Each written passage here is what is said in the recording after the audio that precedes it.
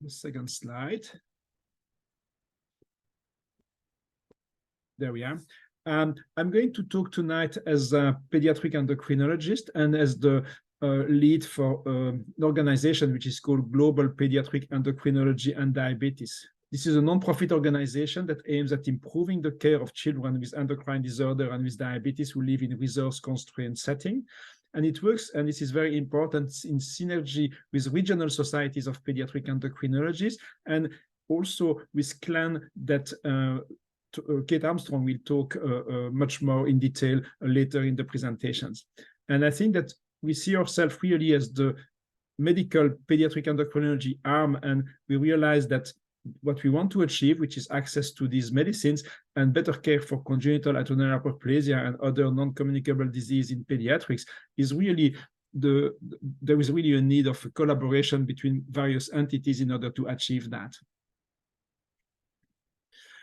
What we are doing in GPED, so in Global Pediatric Endocrinology Diabetes, is quite varied, but focuses on medicine access and on the WHO list of essential medicine in endocrinology and diabetes. And this is going to be something I will discuss a little bit later in the course of this symposium tonight. We also provide newsletters, program for the training of subspecialists in pediatric endocrinology, various information in various languages for health professionals and for families, and support for programs such as congenital hypothyroidism newborn screening in India. With this introduction, I will let Kate Armstrong complement what I'm just saying.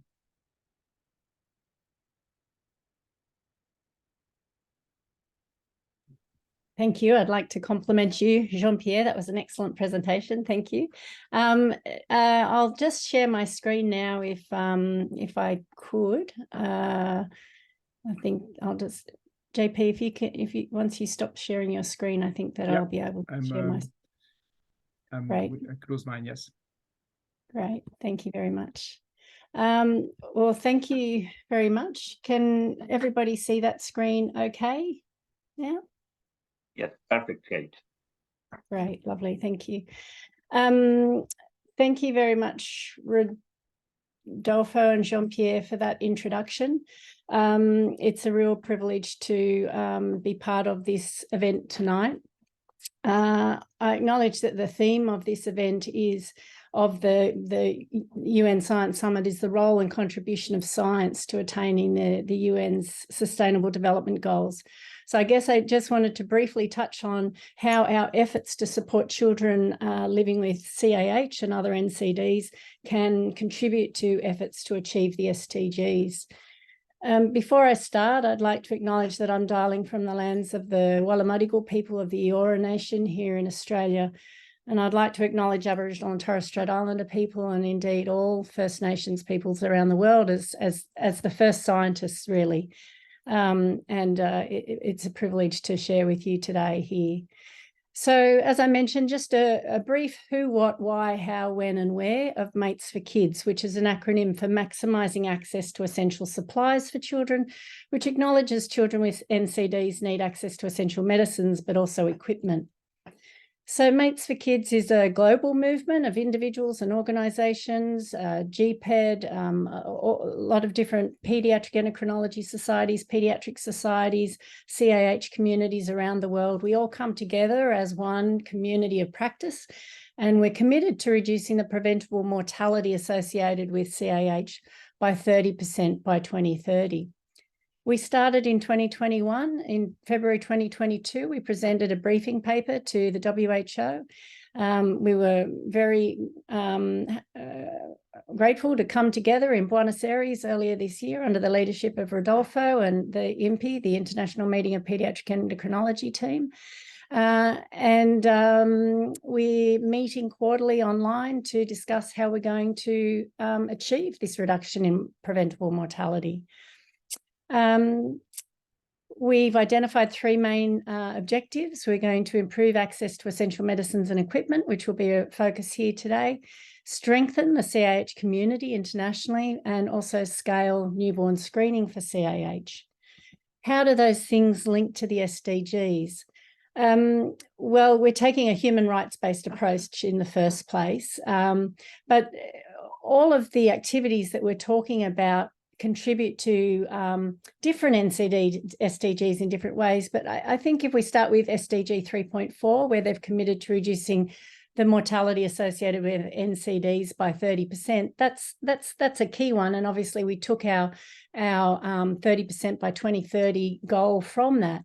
But all of the activities we do to help families access affordable medicines and care help contribute to efforts to end poverty. Affordable access to medicines is actually identified as a target with SDG 3.B. Strengthening the workforce, we'll hear about training and how important that is today. Newborn screening is essential to achieving reductions in neonatal and early child mortality. Achieving universal health coverage. We have the UN high-level meeting on universal health coverage happening this year in September right now in New York, and this contributes to that. Reducing inequalities within countries and contributing to social, economic and political inclusion will be an outcome. But here we are, we're all working together, and partnerships are key to the SDGs. I will acknowledge that the medicines we're talking about tonight, hydrocortisone and fludrocortisone, are both on the WHO's essential medicines list for children and have been since 2008. So why else is it important? Well, it's important because of the gross inequity that exists currently. Children with CAH in high-income countries enjoy a very high quality of life, and the mortality and morbidity associated with it in resource-poor settings is really quite high. But when we do all come together and with an equity lens, we contribute more resources and attentions to those who need it most, we can make a difference. We've seen remarkable change in Zimbabwe. We were able to achieve access to medicines for children in Ukraine by working together. We know that we can make a difference, and so that's as good a reason as any. I mentioned before we're going to be coming together. So we're meeting as a community of practice. We work with the CAH community. They're a vital part of it, but we have health professionals, civil society. We work with some private sector, governments, a whole range of different stakeholders within Mates for Kids, and we come and we share successes relating to access to medicines, community development and newborn screening. Next week, we have representatives, regional champions from Eastern Mediterranean region, Southeast Asian region, and the Western Pacific region coming together. And just earlier this year, we had the Americas, Africa, and Europe coming together. We will be launching a toolkit at our next community of practice meeting, which we'll be sharing online as well. We all learn from one another, and the tools that we create, we put together. So this is a timeline. The NGO that I work with, CLAN, Caring and Living as Neighbours, started in 2004. 2030 is where the SDGs we're aiming as a world to deliver on those. So we've got 7 years to go. So we can achieve a lot in 7 years if we all work together. I mentioned that we have a platform for collaboration and communication. We're very grateful to WHO for helping us set up a community of practice for Mates for Kids on the Knowledge Action Portal, and the website is there, knowledgeactionportal.com. Wherever we can, we'll meet at meetings. I mentioned we met in Buenos Aires at IMPI earlier this year, and colleagues will be meeting in The Hague next week, actually, and we'll be getting together there as well. So tonight we'll be hearing, well, it's in the morning, sorry, in New York. It's nighttime here in Australia, but wherever you are, we'll be hearing from real champions today and the successes that they have. And I just want to acknowledge the hard work that so many people put into driving change. Thank you, Rodolfo. Thank you, Kate. So we'll step forward to the next speaker. Next speaker is Dr. Aman Tungan, who is a professor of pediatrics at the Faculty of Medicine, Universitas Indonesia.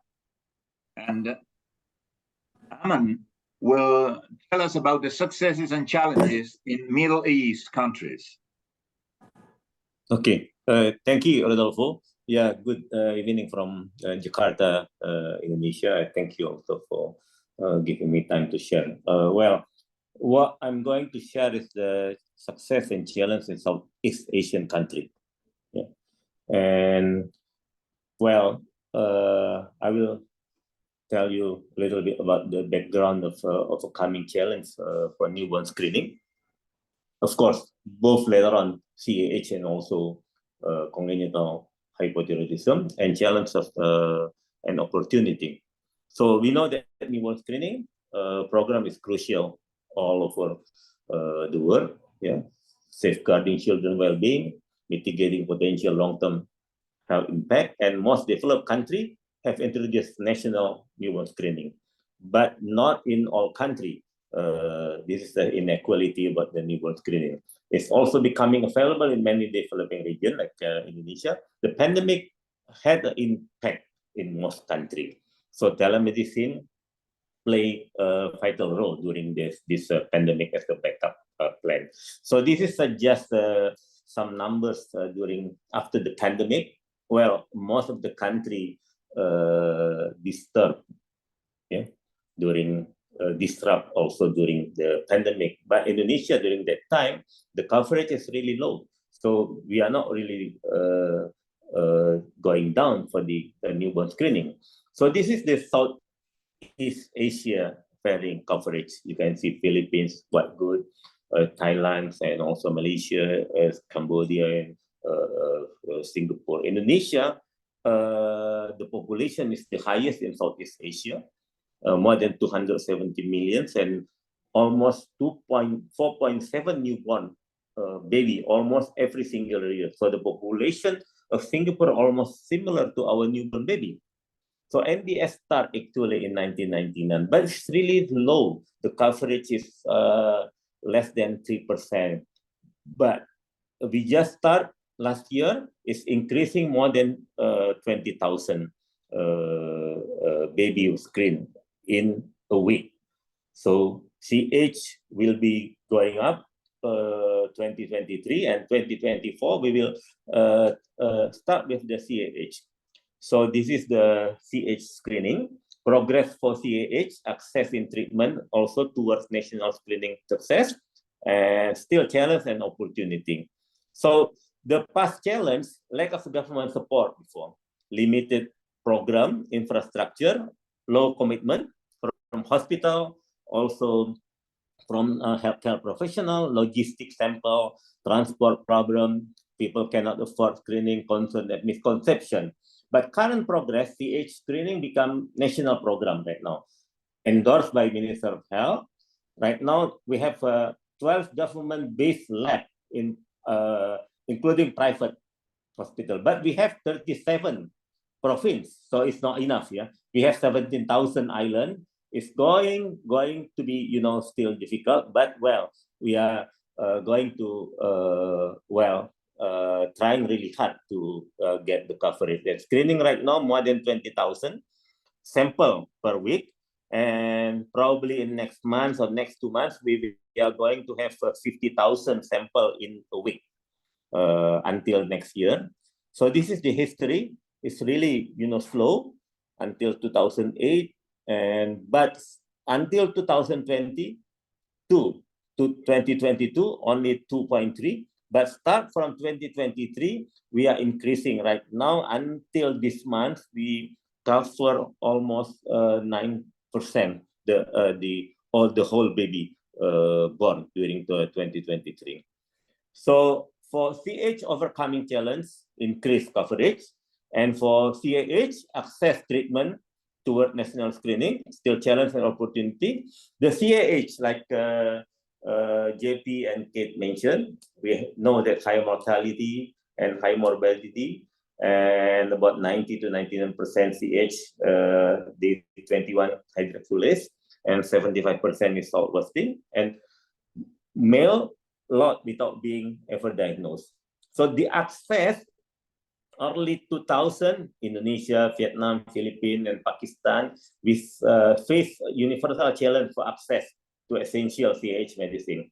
Since 2008, multi-sectoral effort has been made to drive access, initial support by humanitarian donation, all for countries since improvement in access to essential medicine. Indonesia and Pakistan, local production available for low-cost medicine, hydrocortisone tablet. Vietnam, national registration and importation for affordable quality supply. This is the access CAH care in Indonesia. Before 2006, access was variable, always expensive because health carry. 2008 to 2011, we get donation from Clan, Australia, and also 70 OHP. During that time, we still send it to US. And we know it, 2006, Clan first sends emergency humanitarian supply of hydrocortisone and fluorocortisone tablet for CAH patients in Surabaya first, and then Jakarta. Yeah, thank you for Kate. Yeah, and collaboration effort by Clan also during that time. Longer affordable CAH, also access to CAH medication. And we have also Indonesian CAH community. So 2015, we start having 70 OHP. And 2018, we start having local, well, in private hospital, 70 OHP screening, but in private hospital.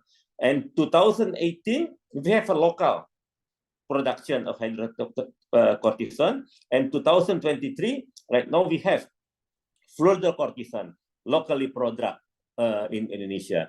This is the hydrocortisone history, 2018. The Pediatric Endocrine Society began working closely with the local company, produce hydrocortisone. The challenge, complex internal, of course, and source of medication. During that time, from Netherlands, Singapore, and Australia, 2018, we made available in the market. And also the injection, we have it right now. And this is the history of the fluorocortisone, long way from 2017. And finally, August 2023, the product launched already, the fluorocortisone locally product in Indonesia. Yeah, and this is the registry is increasing, but since there is no newborn screening, a lot of many cases remain undiagnosed. From my paper, we start doing in 5 provinces, 1,200 baby born in our country. And 10 out of 1,100 were positive CAH screening, but the confirmation test is only came for 3, and 2 were positive out of almost 1,200. So it's quite high. We don't know actually, well, how many, incidents or, the CAH in Indonesia is probably higher than any other country. Yeah. The challenge, CAH and screening, still reluctance of parents, low commitment of hospital to contact and track, increasing awareness in the society, maintaining good partnership with health service are of the important. Why do we need screening? Of course, we know it. We assume data from Philippines and everywhere, and how much it costs if the patient came, several different ways, increased mortality, long-term effect of neurodevelopment. Supporting factor for newborn screening resource limited. We have to identification a special advocacy group for screening, government support, we have it right now. Long-term financing, community education acceptance, and also pragmatic approach to screening and sampling. So the CAH overcoming challenge, we have increasing the coverage. We will have it, by next year, 2.4 million, so about 50% baby will be screened. And we hope that we start the CAH next year. So it's still challenge and, of course, opportunity. The challenge, supply side factors, demand side factor, opportunity, government support. Right now, we have government support with the recent Minister of Health decree. External support, donation, yeah, short term, of course, like this. Locally produced drug, we have it, and also proactive community. in some community we have it.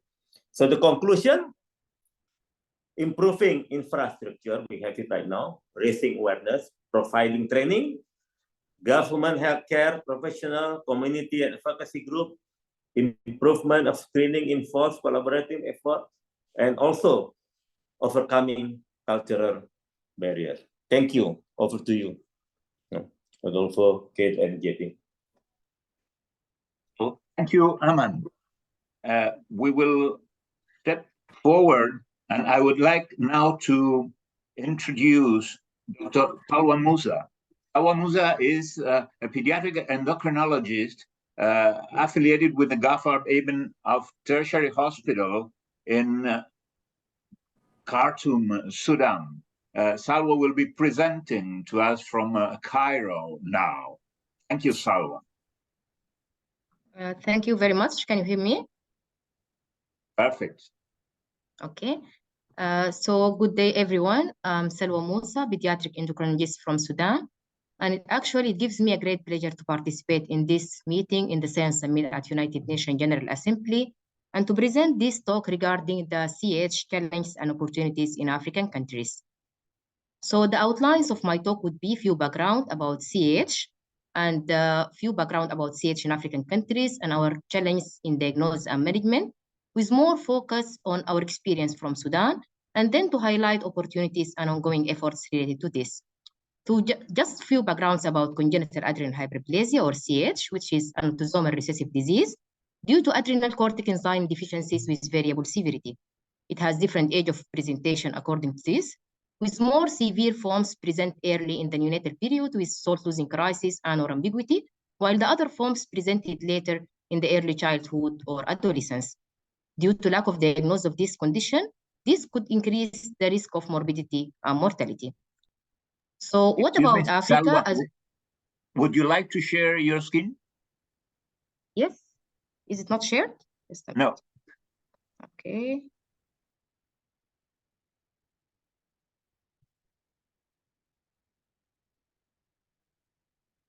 Can you see the screen now? No, not yet. Okay.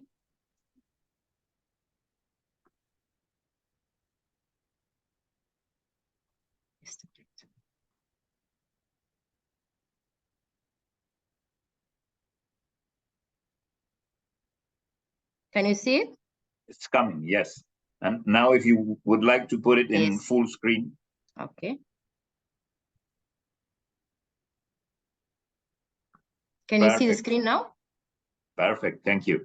Okay. So regarding Africa, as you all know, Africa comprises 54 countries with multiple ethnic groups and varying degree of economic development, which could affect the quality of health service provided by these countries. And then it has also different cultures and religious backgrounds. And also the consanguineous marriages are not uncommon in African countries, but it's more common in North Africa and Arab countries more than the sub-Saharan ones, ranging from 20% in countries like Morocco and up to 50% to 60% in countries like Sudan. There are also lack of reports regarding CH and similar conditions from African countries. And due to lack of reports regarding this, ASPI, which is African Society for Pediatric Endocrinology and Diabetes, took an initiative to create ASPI-CH focus group headed by Dr. Susan, which is the president of ASPI, and led by many pediatric endocrinologists from different African countries. The objectives of this group are to serve as a voice for CH African children through advocacy, education, and training, to raise the awareness regarding CH and its presentation, and to propose more clinical guidelines on diagnosis and management of CH in low-resource countries, to submit a research grant and look for research opportunities through funding, and to create communication channels with local and international societies like CLAN.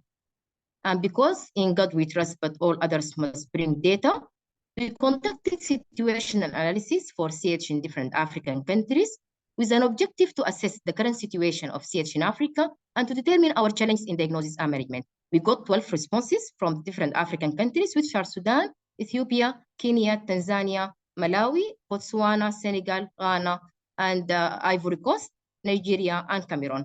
And despite these responses were few compared to the number of the African countries, yet it can give a clue about the condition in Africa and serve as a background for further studies and research. So the situation analysis was detailed, but I will highlight the most important results related to diagnostic challenges. In 83% of the responses, there is separate endocrine clinic, and it's just one clinic in 50% of these countries. Unfortunately, only 42% of these clinics have multidisciplinary team on it.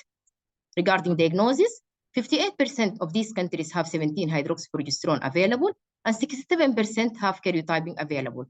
And genetic testing only available in quarter of these countries. And all these tests are costly and has to be sent outside or done in the private labs. Fortunately, ultrasound was available in 100% of these countries. Regarding management and access to medication, hydrocortisone was available in 50% of these countries, while fludrocortisone was only available in 33% of these countries. Only 2 countries have patient support groups, and the health insurance was available in 64% of these countries, but with variable degree of support. So as you can see here, the diagnosis is very challenging as the cost of this investigation seems very high, but the medication price seems affordable in some countries, yet it is not available. There is no neonatal screening program and no registry in each of these countries. So to conclude our difficulties in diagnosis and management in African countries, there is no true registry. There is only estimated number of cases, which is around 550 to 100 in 50% of this country. And it seems that the estimated number is far less than the actual number due to early deaths. There is also the complexity of social dynamics in African countries, which lead to late diagnosis. There are no patient support groups, and there is the high cost of diagnostic investigation and unavailability of genetic testing. Also, interrupted drug supply is another issue. And here we should thank GBED clan and local societies for their great initiatives in securing medication in many of the African countries. There is also poor follow-up and adherence to medications.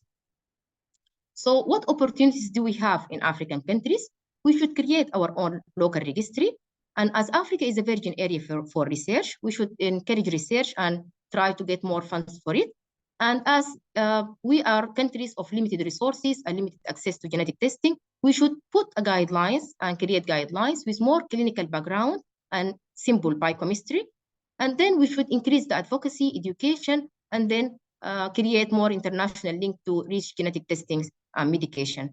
And actually here I would like to celebrate and acknowledge our exceptional heroes in Zimbabwe who led a transformational change in the community of their CAH. And also they just celebrate no single deaths over the past year since the medication was secured by the help of clan. So more focus to Sudan.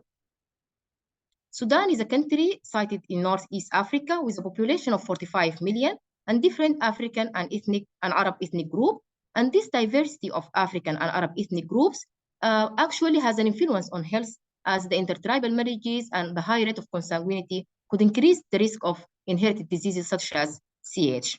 The situation in Sudan before 2005, there is no pediatric endocrine service, no single pediatric endocrinologist, and rare diseases such as congenital adrenal hyperplasia and primary adrenal insufficiency were poorly documented, and there was no clear registry.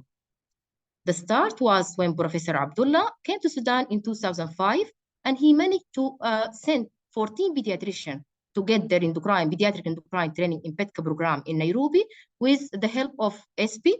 And together they helped to initiate the Sudan Pediatric Endocrinology Fellowship Program 4 years ago, with now more than 15 graduates and 12 fellows on board. He also initiated the first DSD clinic with full multidisciplinary team at Soba Hospital, and also collaborate with religious authority to initiate the first fatwa regarding the DSD in our country. 5 years later, he conducted this research from the DSD clinic, and we have found that the most of cases were CAH. And as you can see here, the midwives were the first one to observe the genital ambiguity in 25% of cases. And actually, in 40% of these cases, they left without action. Home deliveries still exist and were observed in 65% of these cases. And late observation was documented in 47% of these cases.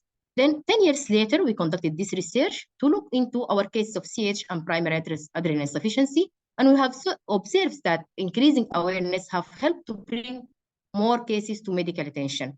With now more than 400 cases of primary adrenal insufficiency was documented in our clinic, and more than 80% of these cases were CAH, and this is considered just the tip of the iceberg.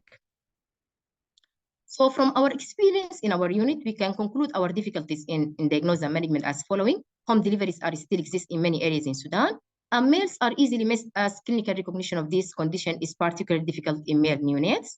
We have also a specific presentation of this condition, which can mimic many common childhood illnesses like gastroenteritis, and females are not better because of fear of social stigmata. And there are other barriers which could delay diagnosis like circumcision. We don't have neonatal screening program, and unawareness among healthcare professionals and midwives could lead to missed genital examination in many cases. We have also the high cost of investigation and workup. And also there are many cultural barriers as parents sometimes feel that this ambiguity could be spiritual and it might resolve with time. Difficulties in management is multiple, as we have difficult access to medical service, which is centralized in Khartoum, capital city of Sudan. There are a poor referral system, and there is also the cultural barriers and stigmata, and health insurance doesn't cover the cost of the surgery in most of the cases, and also the availability and adherence to medication is another barrier. So regarding access to medication, hydrocortisone, whether oral or injectable, is available 50% of the time in Khartoum state, and it is included in the essential medication list, while fludrocortisone is only available in 25% of the time, and it's not included in the essential medication list. And the availability is much lower in the states. So what do we do when we got short of medication? Some parents get this medication in high prices from private pharmacies or import from abroad. And in the absence of fludrocortisone, we add more salt and increase the dose of hydrocortisone by 25% to increase their salt-retaining effect. And in the absence of hydrocortisone, we use prednisolone, which is relatively available and affordable option. So what opportunities do we have in Sudan? We have multidisciplinary team clinics. We have trained pediatric endocrinologists. We have expert surgeons. We have separate TSD clinic with educational materials. And we have international collaboration and links, which have helped in the genetic diagnosis of many cases before. But unfortunately, all these achievements were before the horrible war last April in Khartoum in Sudan. And the consequences of this war actually was devastating, as the access to tertiary care hospitals and facilities in Khartoum state now is not possible. There is no medications available now. And there is also the high stressful condition can put more cases on adrenal crisis. There is also displacement of many of healthcare providers and pediatric endocrinologists outside of Khartoum. And there are also the loss of patients' data and records. But out of adversity usually comes opportunity. We previously had 25 pediatric diabetes clinics distributed in all of the country to help our diabetes children. And our displaced pediatric endocrinologists found it a great chance to initiate pediatric endocrine service in these clinics and to help our patients in their primary sites. Also, we use telecommunication and WhatsApp messages to give simple advices to our patients regarding how to deal with this stressful condition during the war. So the lesson from this is we have to start where we are, use what we have, do what we can, and act as if what we do makes a difference, because it does. So in summary, we have to put more efforts to raise the awareness about CH and similar conditions in the African countries. And with more public and professional awareness, as well as screening diagnostic tests, more cases can be diagnosed, and then we can create our own registry. And then we need local guidelines with more clinical base and which rely on more clinical base and simple biochemistry. And then further larger studies are needed to elicit the burden of this condition in African countries. At the end, I know it's a long way, but many talk and few do the work. And here I would like to thank GBED and Clan and Mates for Kids initiative for their great initiative in securing medications and help many of the African countries. I want to thank SP because of their CH focus group initiative. And I would like to thank our local society, Pediatric Endocrine Society, for their great help for our patients in this difficult time. And at the end, I really hope that this war in Sudan to be eliminated soon, and our sun will shine again on our beloved Khartoum. Thank you for listening. Thank you, Salwa, so much for your talk. And we'll step on and go to the American region now. And our next speaker will be Paula Duran Ventura, who is professor at Fundación Cardioinfantil in Bogotá, Colombia. And Paula will tell us about the access to hydrocortisone and fluorocortisone in Latin America, specifically in Colombia. And so I will share the recording.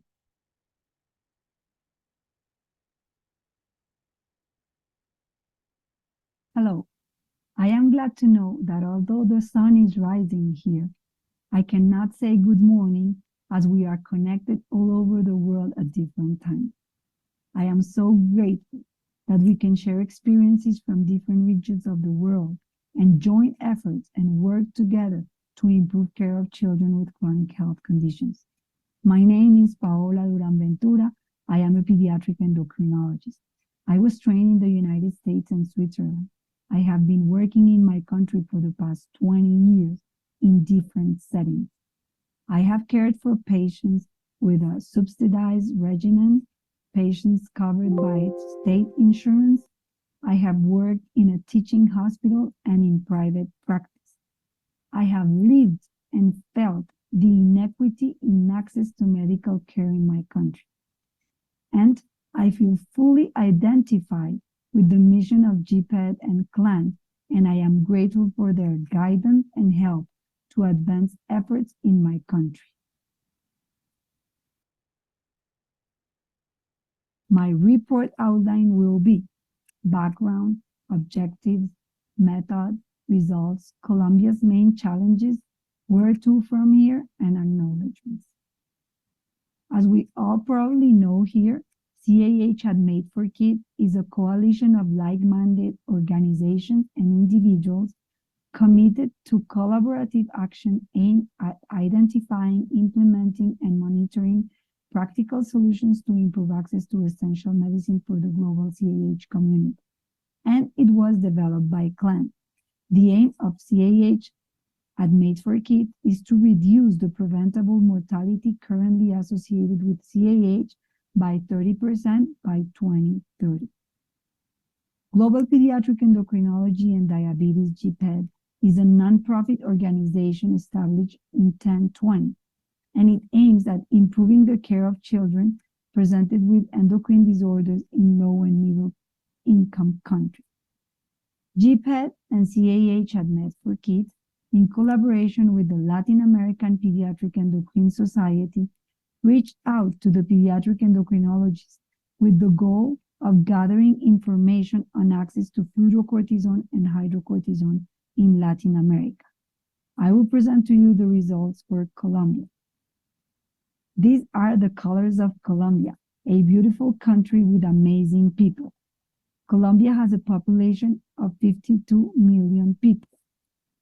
87 indigenous peoples identified and 66 languages recognized. Spanish is the official state language. A GPD per capita of 6,421, a high Gini index of 54 as per 2021 estimate. The infant mortality rate is 1104 deaths per 1,000 live births. The under 5 mortality rate is 13 per 1,000 births. A literacy rate of 94.6% of people 15 and over. In 2021, Colombia had the third largest number of internally displaced persons due to conflict worldwide. Latin America is the world's second most unequal region, and Colombia is the most unequal country in the region. The objectives of the GPED survey were to identify inequities in access to medicine for children living with congenital adrenal hyperplasia in Colombia, and to understand the perception of pediatric endocrinologists of the access to medication and newborn screening for CAH in Colombia.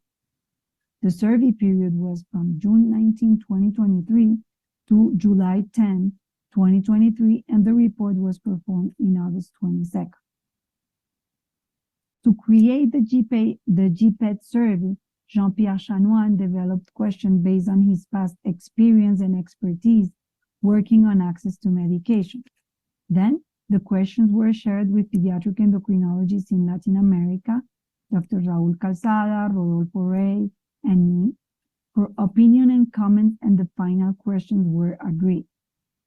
The survey was translated into Spanish and uploaded into SurveyMonkey, and the hyperlink to an online version was shared with the pediatric endocrinologists of Colombia through the Latin American Pediatric Endocrine Society. The link was emailed with the letter of the SLEP president, Dr. Calzada, explaining the purpose of the survey to the members of the society. A reminder was sent 10 days later by Dr. Calzada. 27 pediatric endocrinologists from Colombia answered the survey. I will present the results. The first question, with respect to access to CAH medication in your country, is it available? 100% of positive response for fluorocortisone and IV hydrocortisone, and 96% positive for oral hydrocortisone. With respect to access to CAH medication in your country, is it registered? Same percentage of responses than the prior question. Does it have government coverage?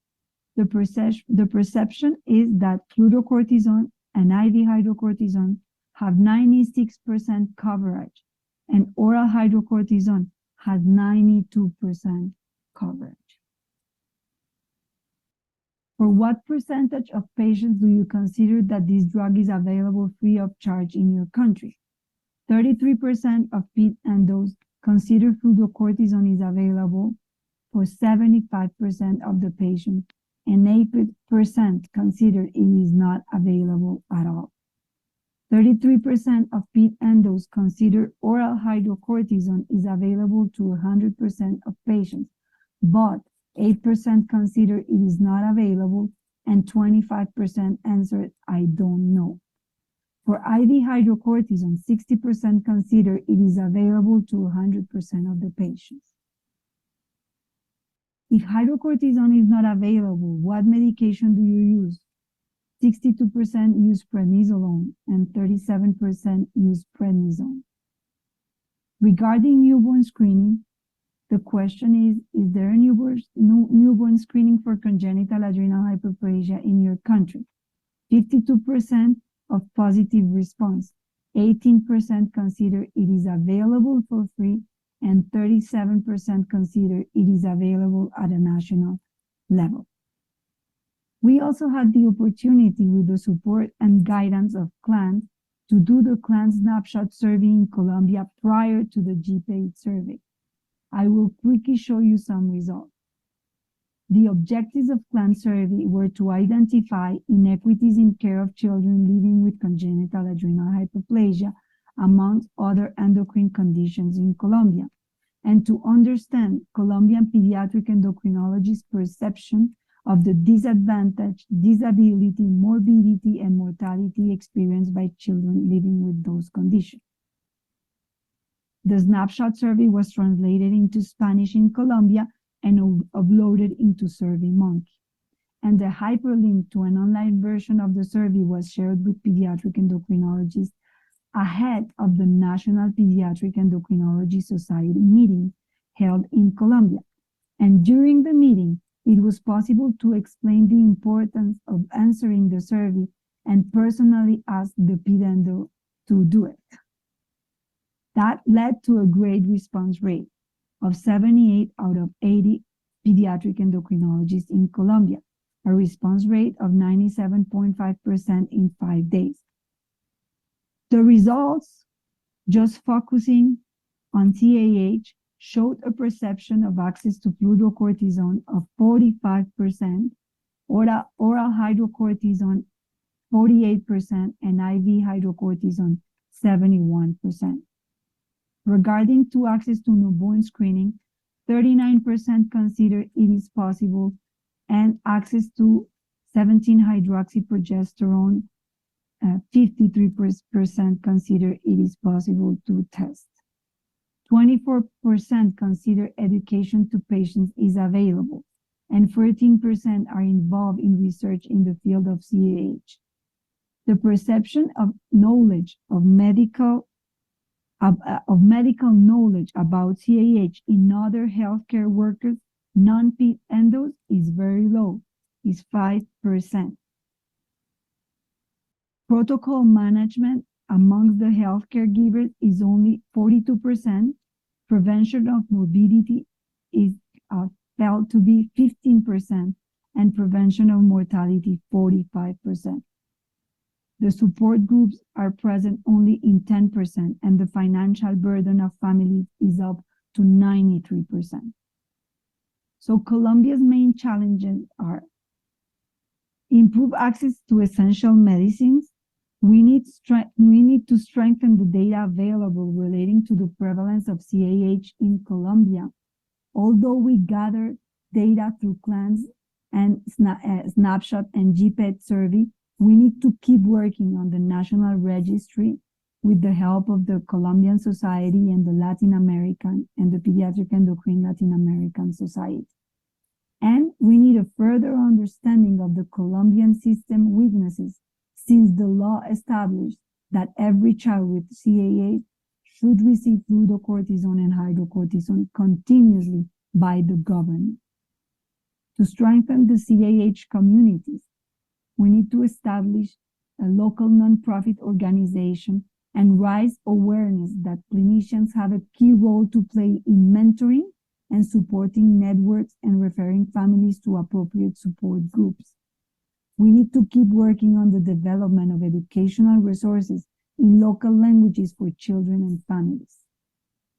To scale universal access to newborn screening, the law approved universal screening for CAH since 2019 in Colombia, but it has not been implemented. We need to engage in initiative for newborn screening and advocate for enforcing the law in Colombia. Where to from here? The Pediatric Endocrine Society should have further consultation, discussion, and agreement at a national level to promote a shared understanding and facilitate identification of priorities for collective action and allocation of roles and responsibilities. We need to make all efforts to reduce out-of-pocket expenses of the patients and raise awareness that the National Pediatric Endocrine Society has an important role to play in enforcing the law. We need to continue to promote international collaboration, sharing, and networking. There are very few CAH organizations actually present in Colombia. And we need engagement and collaboration with local teams in the Admates for Kids community of practice.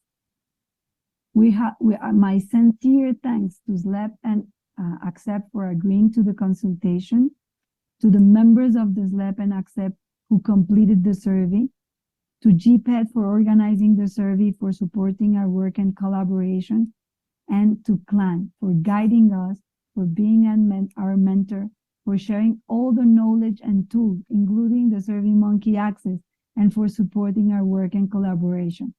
And I also thank everyone involved in helping CLAN and GPED refine the survey. I would like to thank Paula for this talk and introduce now Dr. Raúl Calzada León. Raúl is a professor of pediatric endocrinology at the Instituto Nacional de Pediatría in Mexico, and he will talk to us about congenital adrenal hyperplasia diagnosis and treatment in Mexico and Latin America. What is the current status? Thank you, Raúl.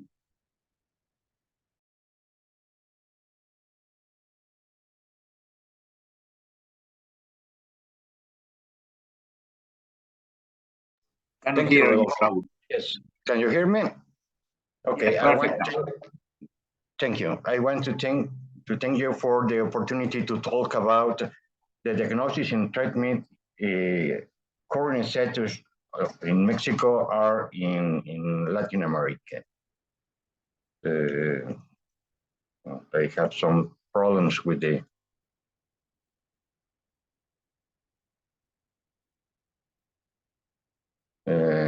let me see what happened.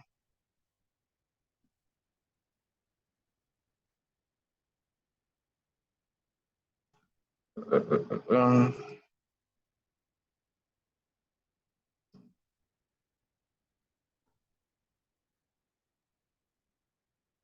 don't know what happened with my presentation. Let me put it again. Okay, so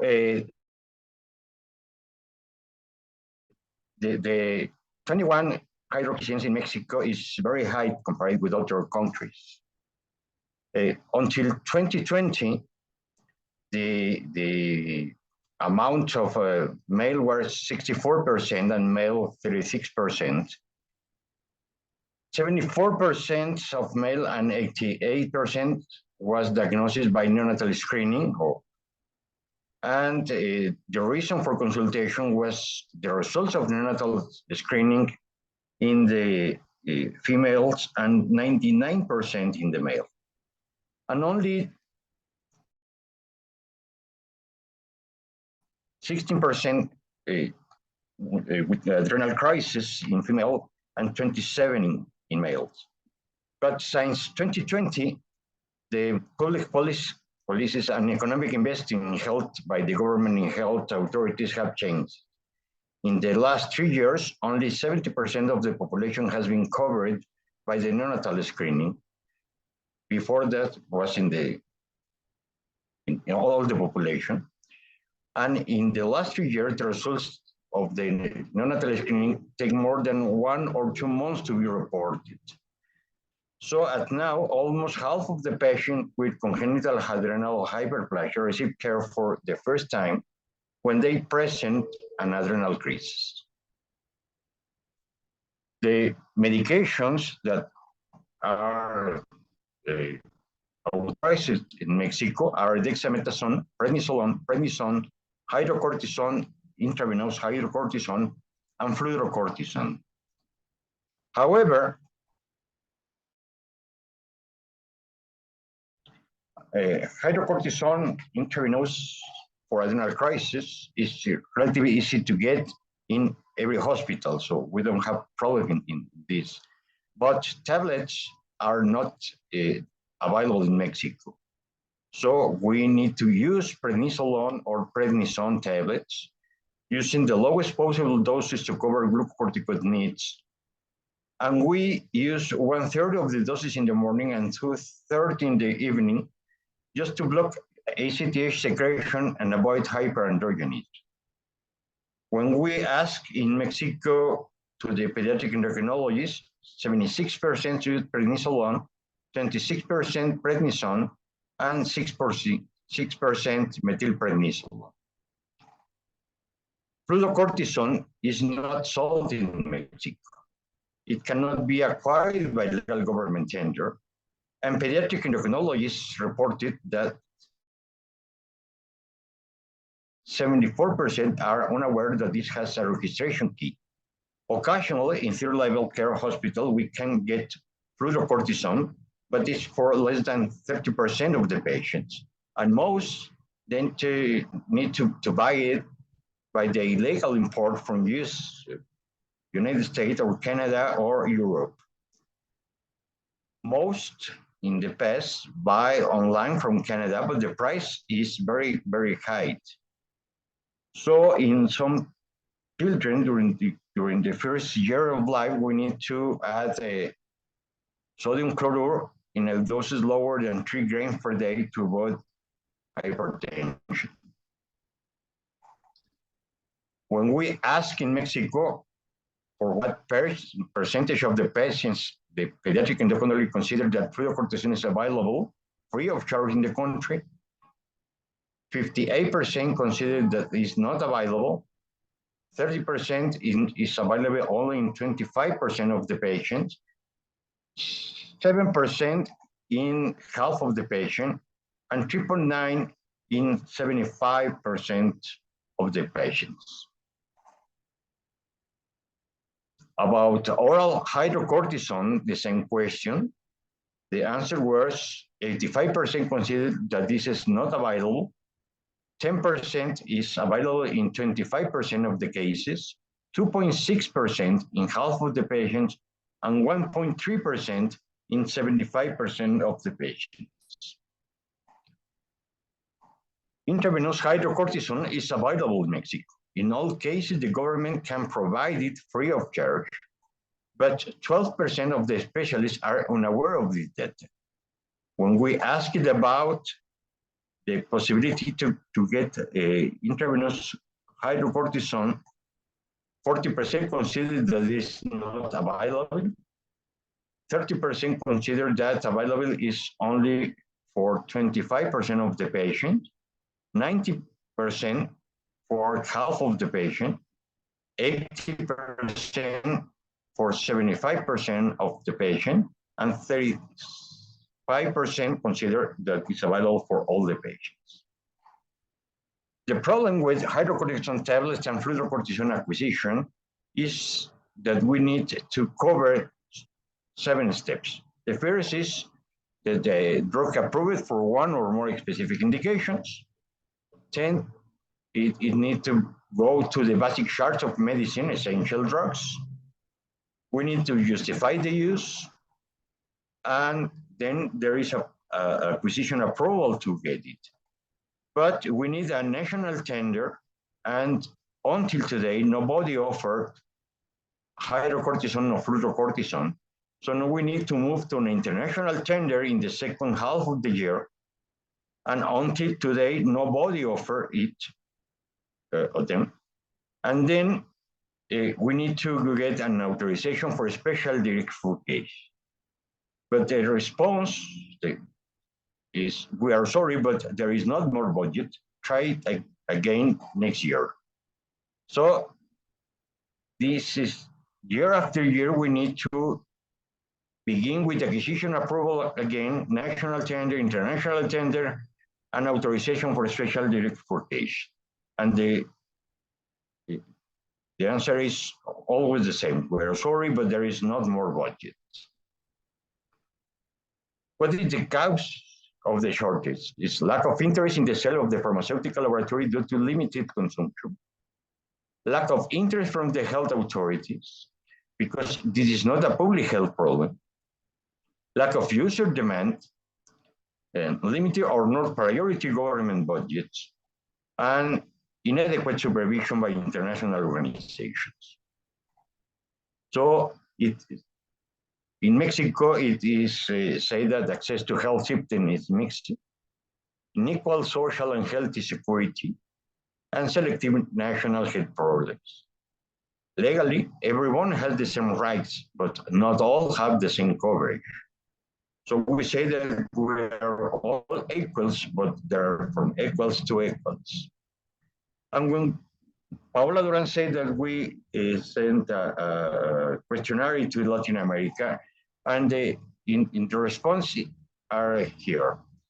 Fludrocortisone is no registration in the country. In some places in Ecuador, in Guatemala, in Nicaragua, in Paraguay, is not available in Guatemala, in Nicaragua, in Paraguay, in Dominican Republic, and in Venezuela, and half of the patients in Bolivia. Is not covered by the government in the country, in Bolivia, in Ecuador, in Guatemala, in Nicaragua, in Paraguay, in Dominican Republic, in more than half of the patients in Venezuela and in Panama. And is available free of charge in the country. The response are no in Ecuador and in Guatemala, in Nicaragua, in Paraguay, in Dominican Republic, in most of Venezuela, and in Bolivia. Oral hydrocortisone is not available in Guatemala, in Nicaragua, in Panama, in Paraguay, in Dominican Republic, in Venezuela, in more than half of the patients in Brazil and Bolivia, and in Mexico. Is not a registration code in Bolivia, in most of the places in Brazil, in Ecuador, in Nicaragua, Panama, Paraguay, Dominican Republic, and most in Venezuela, is not covered by the government in Bolivia, in Brazil, in Ecuador, in Guatemala, in Mexico, in Nicaragua, in Panama, in Paraguay, in Dominican Republic, in Venezuela. Yeah, oral hydrocortisone is not available free of charge in Bolivia, in most of Brazil, in Ecuador, in Guatemala, in Mexico, in Nicaragua, Panama, Paraguay, Dominican Republic, and more than half in Venezuela. And what they use if hydrocortisone is not available, most prefer prednisone, like in Chile, in Costa Rica, in Nicaragua, in Peru, in Dominican Republic, and in half of Uruguay, and prednisolone in half in Ecuador, more than half in Colombia, in Honduras, more than half in Mexico, in Panama, in Paraguay, and in a third case of the cases in Venezuela. IV hydrocortisone is available in all the countries except in Costa Rica. It has a registration code in all the countries except in some places in Chile and in Argentina, and is covered by the government in most of the country, with the exception of some places in Brazil and in Argentina, and is available free of charge. It is not available in Costa Rica, is not available or less than 25% in some other countries, including Paraguay. And for the neonatal screening for congenital adrenal hyperplasia, there is not neonatal screening in most of the patients of Chile, in half of Colombia, they say it, in 40% in Honduras, is not covered in neonatal screening in Nicaragua nor Paraguay. And when neonatal screening is available in the country, in most of the cases, there are regional coverture and not national coverture. And is free in Costa Rica, Ecuador, most in Mexico, Panama, Peru, Uruguay, Argentina, but it needs to be at a private level in Honduras, in some places in Bolivia, half of the cases in Bolivia, and all the cases in Dominican Republic. So I think there is a lot of problems in Latin America that we need to resolve with information to the patient, information to the health authorities, and working all together to get a better diagnosis and treatment in the patient with congenital adrenal hyperplasia. Thank you very much. Thank you, Raul. And with this, I would like now to introduce Jean-Pierre Chanoine. I have already introduced him, but just to say that Jean-Pierre is president of Global Pediatric Endocrinology and Diabetes, Japan, and professor in the Endocrinology and Diabetes Unit at British Columbia Children's Hospital. Jean-Pierre. And thank you very much,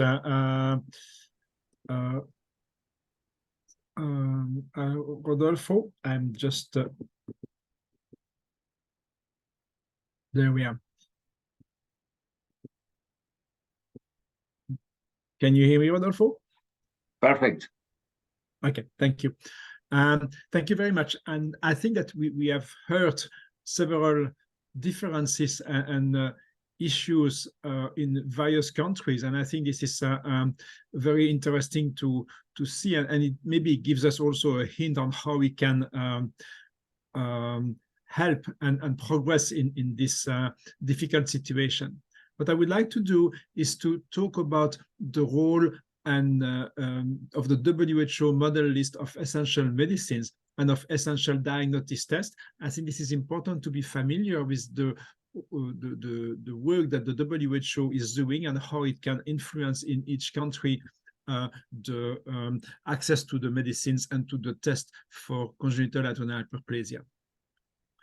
As Rodolfo mentioned, I'm president of Global Pediatric Endocrinology, so this is one of my disclosure. I'm not at all an employee of WHO, but I did volunteer as a consultant at the headquarters for 2 months in the essential medicine sections, and I've also been on sitting on the WHO strategic advisory group of experts of in vitro diagnostics, and it's just finished my second term in 2023. So the objective of the presentation is to describe the principles underlying the WHO model list of essential medicines and of essential in vitro diagnostics. It's also to reflect on how these initiatives can support better access to diagnosis and management of endocrine disease. And at the end, I'm going to provide a few examples in 4 different countries. As Kate has already discussed, the access to medicine in non-communicable disease is really requires really the collaboration of many parts of the society, healthcare authorities, pharmaceutical industries, engagement of the patient and the community, capacity and training of pediatric endocrinologists, and availability and promotion of the appropriate medicine. And this is where the WHO and national EMLs can have a positive role. So the WHO model list of essential medicine is contains core and complementary list. So the core list presents a list of minimum medicine needs for priority conditions in a basic healthcare system. It looks at the most efficacious, the safest, and the most cost-effective medicines. And it's important to emphasize that the presence of an entry on the essential medicine list does not carry any assurance of the quality. It is a recommendation, it is an expert recommendation, but then it is the role of each country to ensure that the quality of the medicine is appropriate. It was initiated in 1977 and it is updated every 2 years. Since 2007, there is a children's list which is also published, and it's intended for use for children up to 12 years of age.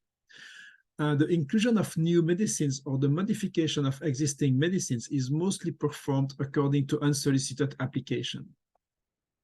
So, for example, past submission in pediatric endocrinology includes the addition of fludrocortisone, I believe in 2009, and this is following submission by Kate Armstrong from CLAN. GPED has also contributed, for example, to the inclusion of other medicines such as diazoxide or methimazole carbimazole in 2019. So yes, organizations or individuals can submit request applications for the inclusion of additional medicines, and then they are reviewed by a group of experts.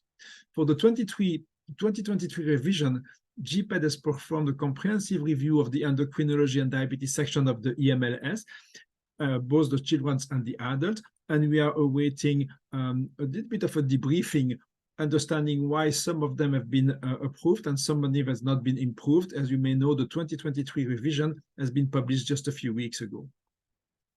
So what does it look like?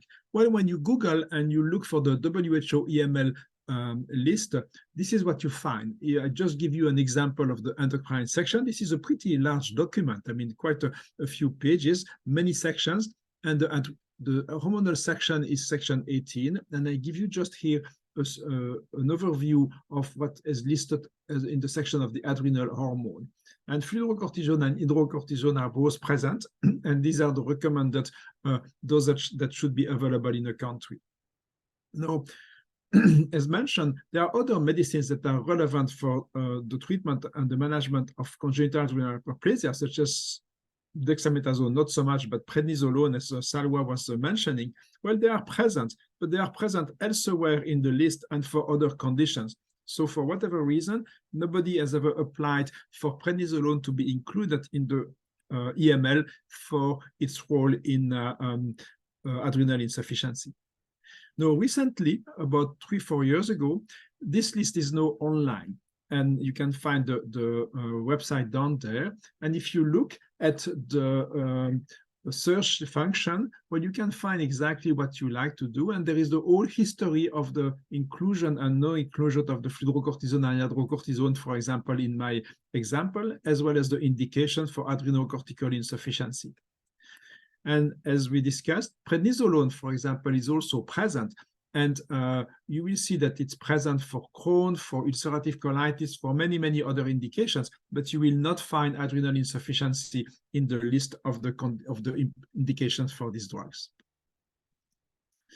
Now, what is the role of that, actually? Well, the main role is that the national, so the countries will have a national list of medicine in their country. And the goal of the WHO list of medicine is to inspire, is to serve as a model, which is non-binding, a non-binding guide by individual countries for the development of their own national EML. So in their country, it will guide the procurement and supply of medicine in the public sector, and schemes that reimburse medicine cost, medicine donation, and local medicine production. Many countries do have a national list of medicine, some don't. Many countries that are richer do not feel always that there is a need for them to have a list of essential medicines, simply because many of these medicines are available anywhere in the country. We did a survey, it's now 7 years ago, in South America, Central America, and Mexico. And we looked at the relationship between the gross national income in the country and the number of medicines for or specialty for non-communicable disease in endocrinology that were listed in the national list. And not surprisingly, you will see that the richer the country, so the highest the gross national income, the higher the number of medicines that were included in the national country, in the national list. Well, if you look at specific medicines that we are discussing tonight, and I will pick on fludrocortisone specifically, well, we know that it is present in the WHO list of medicine for children and for adults. It is only present in 48% of the national list, at least in 2016. So again, important medicines such as fludrocortisone are not always taken up by the individual countries in order to include in their own list. And conversely, the fact that it is included like in 100% of the national list does not always mean that it is going to be available in the country.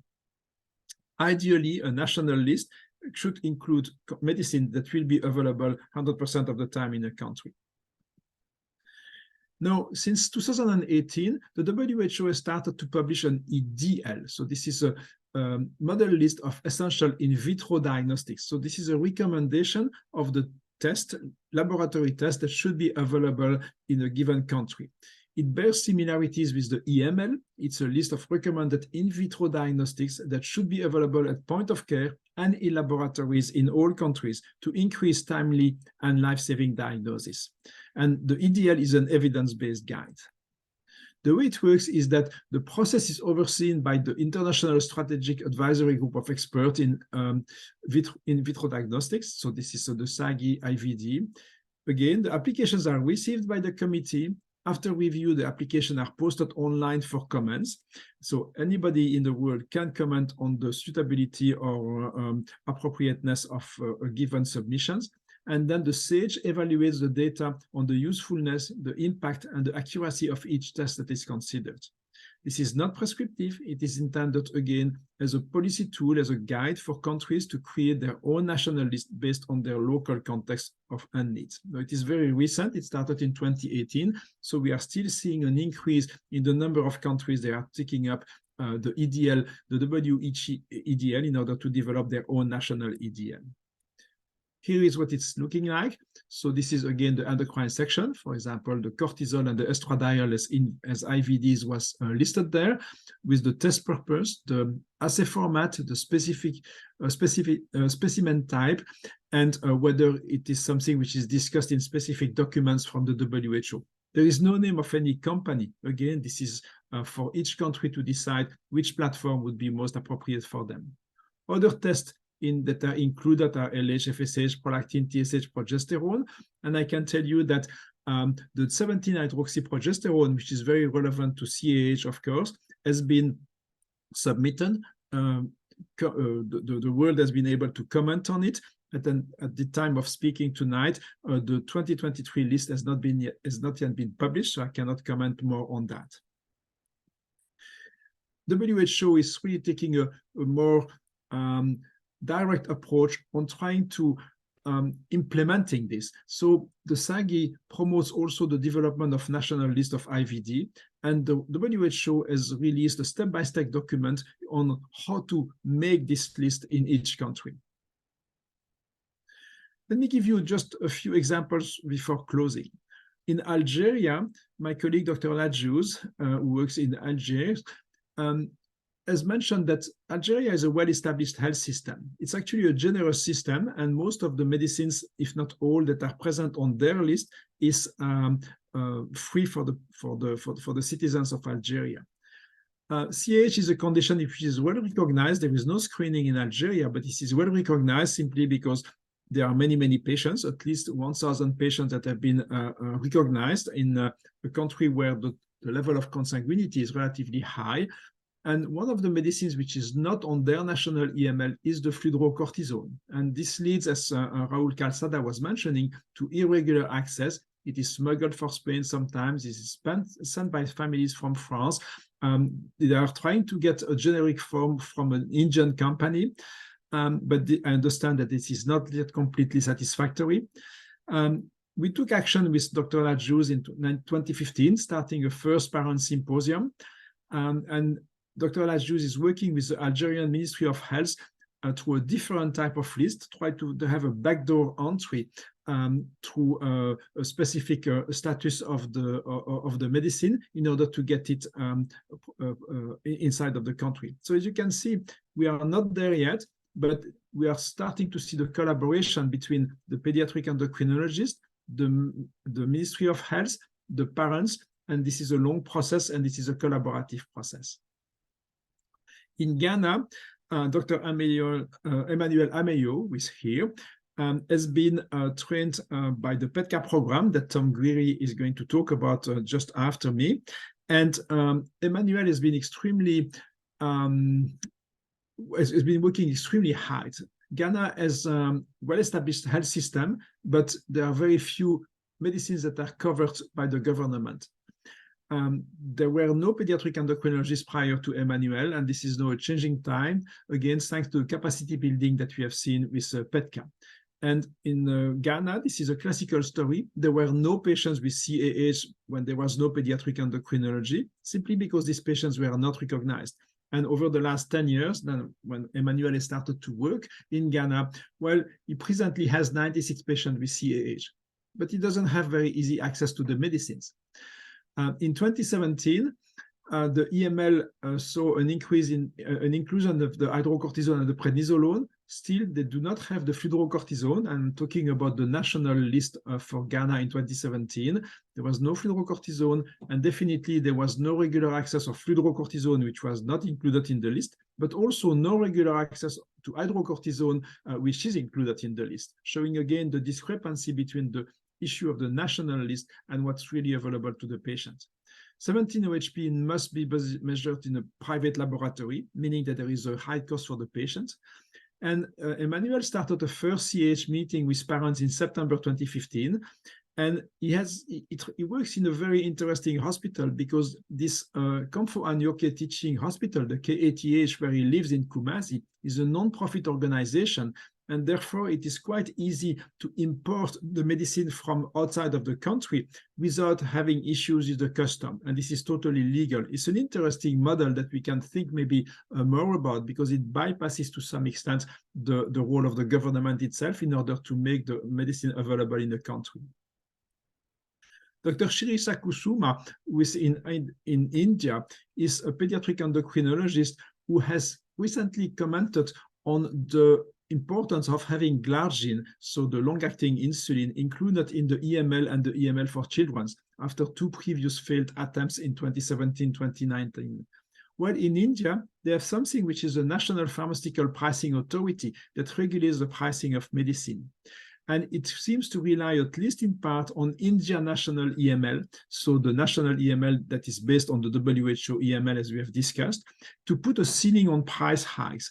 And what she mentioned is that since the glargine has been put on the EML, there has been a decrease in the price of glargine in the country. So this is, again, also an interesting model and illustrates the work and the importance of the government itself working with the WHO in order to decrease the price of a medicine. And finally, I want to talk about Bolivia. And this is my colleague, Dr. Bani Sion, in Santa Cruz, Bolivia. And Bolivia is an interesting country in the sense that there is CAH screening in 4 out of 9 provinces, and for a good amount of time. They work through a first screen, 17-OHP, which is funded by the government. And after that, there is often a need for a second screen, as we know. There is a high rate of positive with just 17-OHP as a screening test. And this is requiring 17-OHP and other metabolites, androstenedione, but this part is not funded.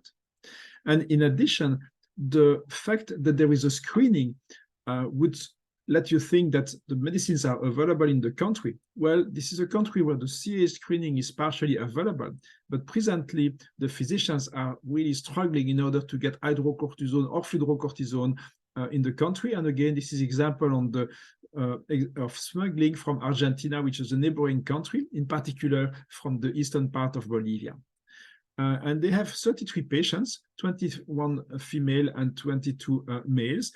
In a perfect screening, it should be 50-50, but clearly there are more female that are recognized than males thanks to the virilization of the young baby girl.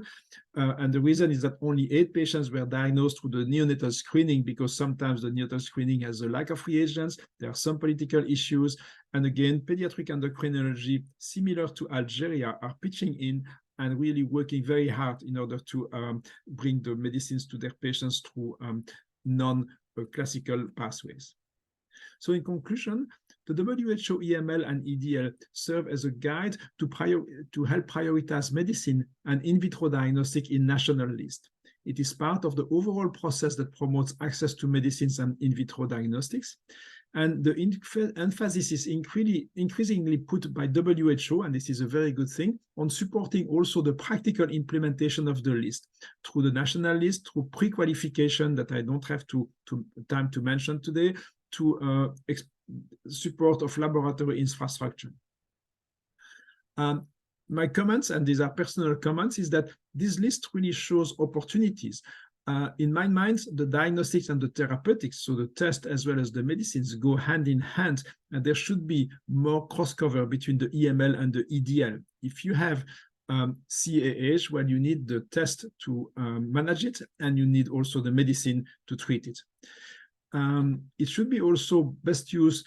It should also provide an opportunity to lead to best use and prevent the overuse of medicines as well as of tests.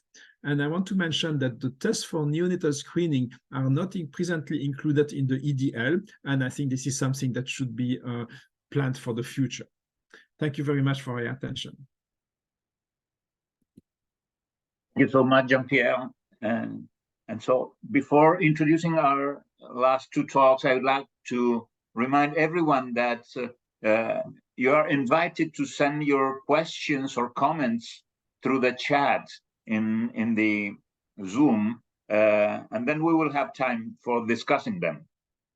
So our next speaker is Dr. Thomas Nwiri. Thomas is head of clinical service at Gertrude's Children's Hospital in Kenya. He's also a director of Pediatric Endocrinology Training Center for Africa in Nairobi, in Kenya, which trains pediatricians from sub-Saharan Africa in the field of diabetes and other endocrine disorders. So I would like to invite Thomas to talk about training specialists for and in sub-Saharan countries.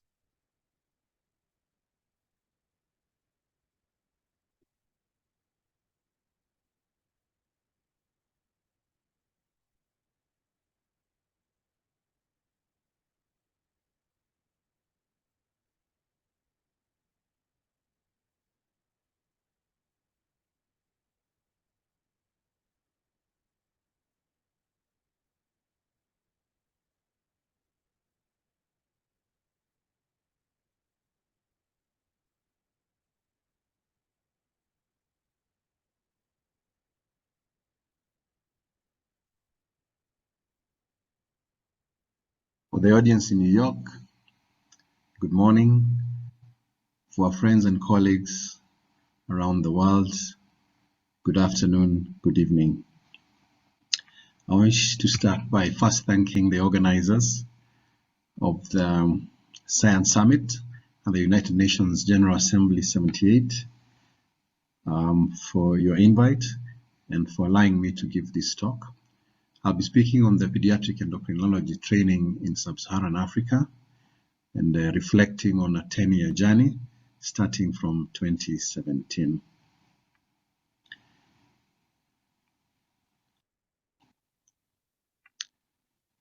By way of disclosure, I have no interest to declare.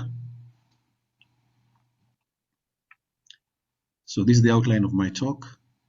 The background, a history of the training, the PEDCA model, what are our outcomes, and perhaps we'll get a chance to look at what the future looks like. So the region I'm speaking about, sub-Saharan Africa, is what is shown there with an orange background and excludes the countries of North Africa. So sub-Saharan Africa typically has been associated with poor child survival. Perhaps understandably, there was little attention on non-communicable diseases. The resources were focused on common childhood killers, and these were usually infective. However, we've seen a transition with increased child survival. We attribute this to improved nutrition and hygiene, and expanded immunization and other infectious disease control programs, like for malaria and diarrhea control. And I think finally, we can say that there's some attention on non-communicable diseases, and that includes endocrine conditions. Just a snapshot of vital health statistics in Kenya. Comparison of this data from 2009 to 2019. Health expenditure has remained low at around 4.75% of GDP against a target of about 5%, and clearly this has not changed. If anything, it's gone down to 4.3% by 2019. Kenyans will spend about half of their health expenditure seeking care in private facilities and the other half in public facilities. We see that the number of doctors per 1,000 of the population has only risen marginally from 0.14 to 0.16 for every 1,000. However, there's been some good progress in certain areas. Infant mortality rate is down from about 50 in 2009 to just below 30 per 1,000 live births in 2019. And the 5 mortality rate has reduced impressively from 76 per 1,000 births to about just under 40 per 1,000 live births. So generally, we could say there's been improvement in statistics, and life expectancy, we've actually seen a rise from about 56.5 years to 70 years, which is more than a 25% increase.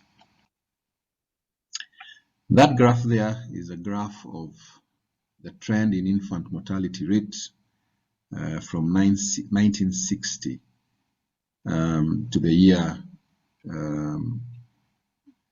2020.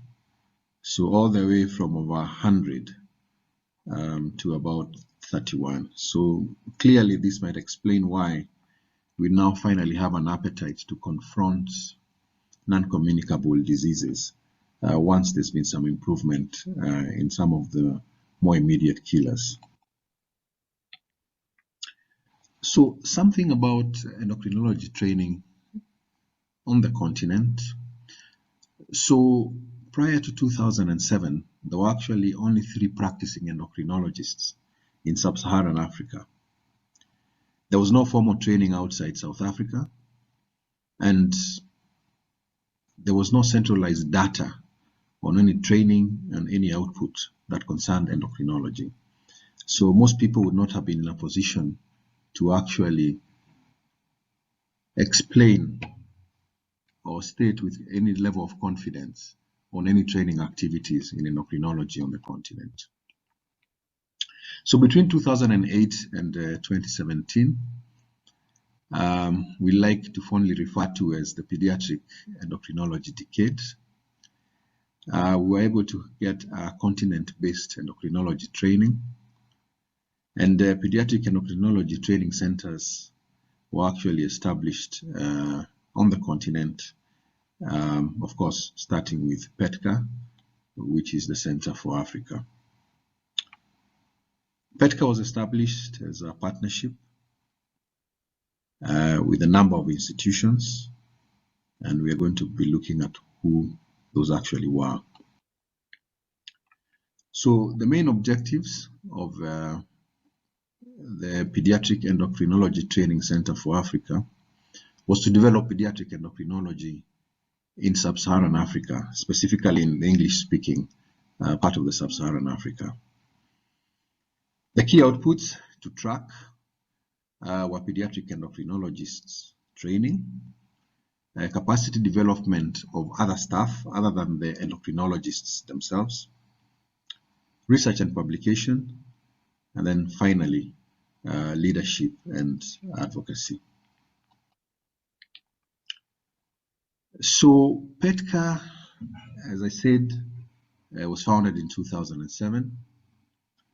It was actually an idea of a novel pediatric endocrinology training program and a novel approach, and this idea was conceived in 2007.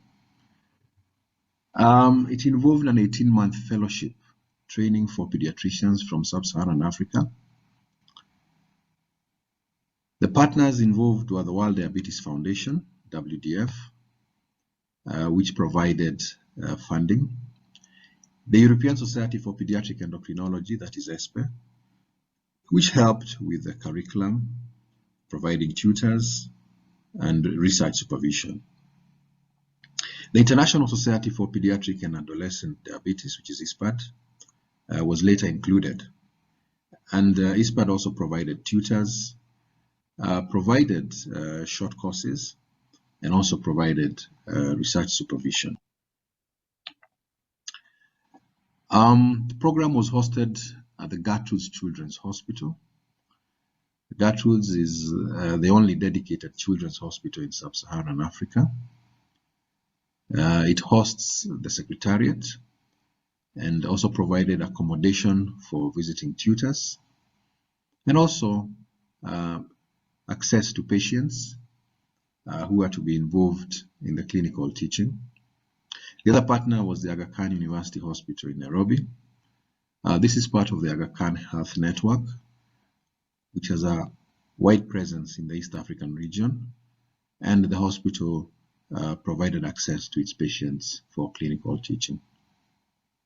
The other partner was the University of Nairobi and the Kenyatta National Hospital.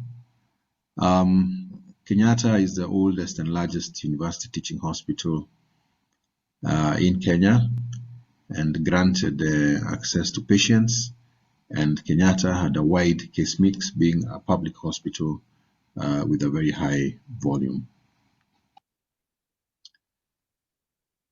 So how exactly was the program run?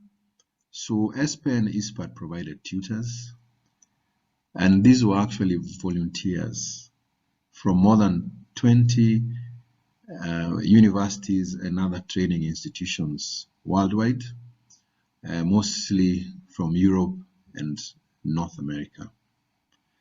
They would visit for 1 month at a time So they would only spend 4 weeks. Travel and other costs were met by the World Diabetes Foundation. And teaching was through lectures, journal clubs, and clinics. In retrospect, we say this was a really crazy idea, perhaps untested, where a program could be dependent on tutors from halfway around the world. But interestingly, the approach created PETCA in Nairobi, and at the end of the first 4 years of the program, which was run from 2008 to 2012, the program had actually managed to train 34 fellows from 12 countries in sub-Saharan Africa. A second phase was granted, and this ran from 2012 up to end of 2015, and another 20 fellows were actually trained. In the first 2 phases of PETCA training, a total of 54 pediatricians had been trained in fellowship in endocrinology in those 7.5 years. And this covered 12 countries in the region. By 2021, a total of 62 endocrinologists had been trained from Kenya, Nigeria, Tanzania, Sudan, Botswana, Ethiopia, Uganda, Mauritius, Zambia, Rwanda, Cameroon, Congo, Malawi, Angola, and Ghana. A total of 14 countries on the continent. This description of this program and its achievements has been published. One was in the Lancet Diabetes and Endocrinology, and the other publication is in the International Journal of Endocrinology, and that's demonstrated there on the screen, and you may read those articles. The other output that was of interest was the capacity development of other cadres other than endocrinologists, and this was achieved through on-the-job training courses. One of the courses was Diabetes in Practice, the other is Growth in Practice, and finally another program that was Changing Diabetes in Children, CDIC. CDIC was a program implemented in 10 low and middle-income countries, 6 of which were in Africa. A total of 8, actually now 9 regional hubs were trained in Kenya, and these centers were supplied with insulin, blood glucose testing supplies to start them off on a higher level of care for children with diabetes. The other output was research and publication. To date, the number of published articles has hit 284 and rising. 28 book chapters have been published. 1 book has been published, and 87 abstracts have been presented at referenced conference proceedings.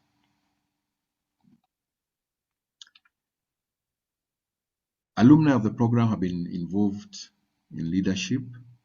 70% of them are serving in their home countries and actively engaged in leadership.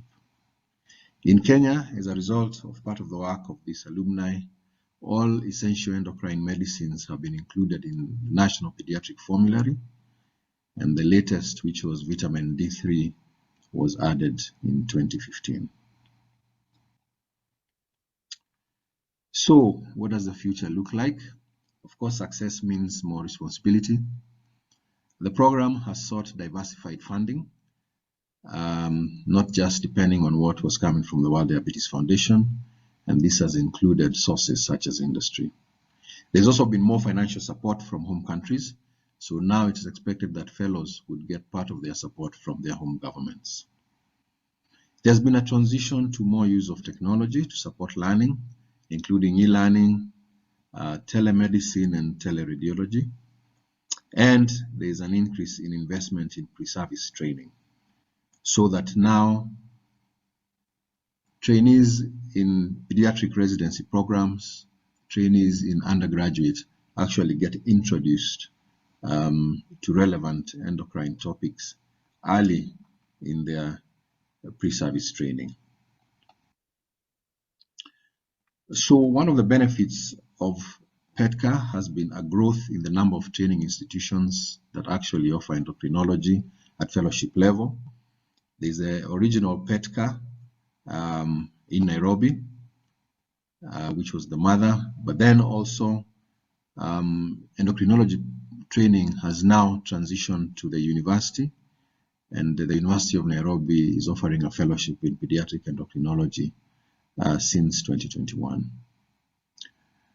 A second school was opened in Lagos in Nigeria, and the University of Lagos has been running PETWA, Pediatric Endocrinology Training Center for West Africa, since 2015. In 2021, we added a third child to the table, and this is the University of Khartoum in Sudan, as another training site. So allow me to mention something on the Kenya Pediatric Fellowship Program. Perhaps inspired by the success of PEDCA, it was felt that there is a need to actually build training programs in areas other than endocrinology. And now that it had been demonstrated that it's actually possible to do so, to build a program right from scratch, other disciplines were also targeted.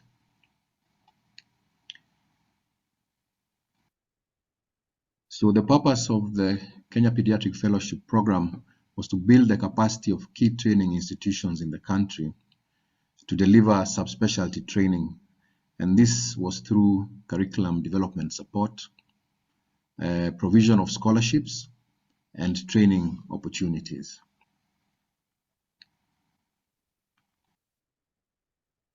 The first phase, which ran from 2019 to July of this year, 2023, covered 9 areas, that is pediatric neurology, hematology, oncology, endocrinology, neonatology, infectious disease, and also emergency and critical care. But also 3 nursing programs, one in midwifery, pediatric critical care nursing, and also pediatric nursing, as a way of complementing the work of the graduates in the fellowship program.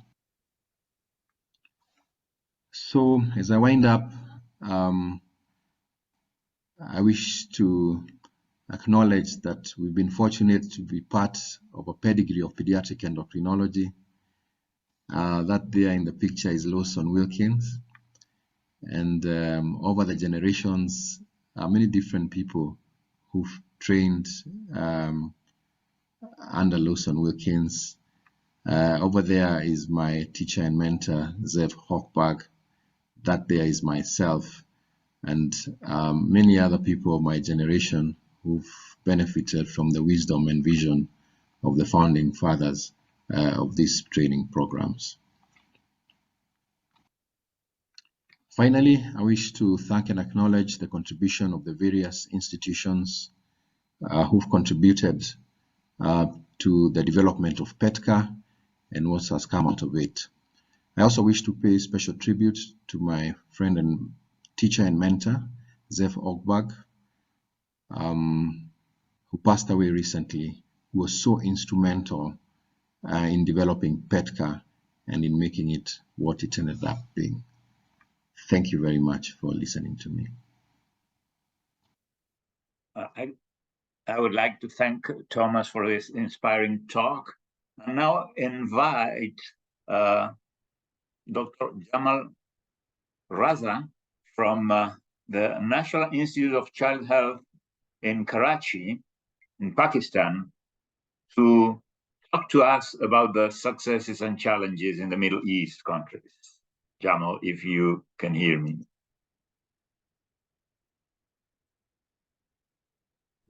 I was muted, sorry. Thank you very much for asking me to be there. My apologies, I was on a flight an hour ago, so I couldn't join in time, but I'm here now. Unfortunately, I don't have slides to present, but I can speak otherwise. Are you able to hear me? Am I audible?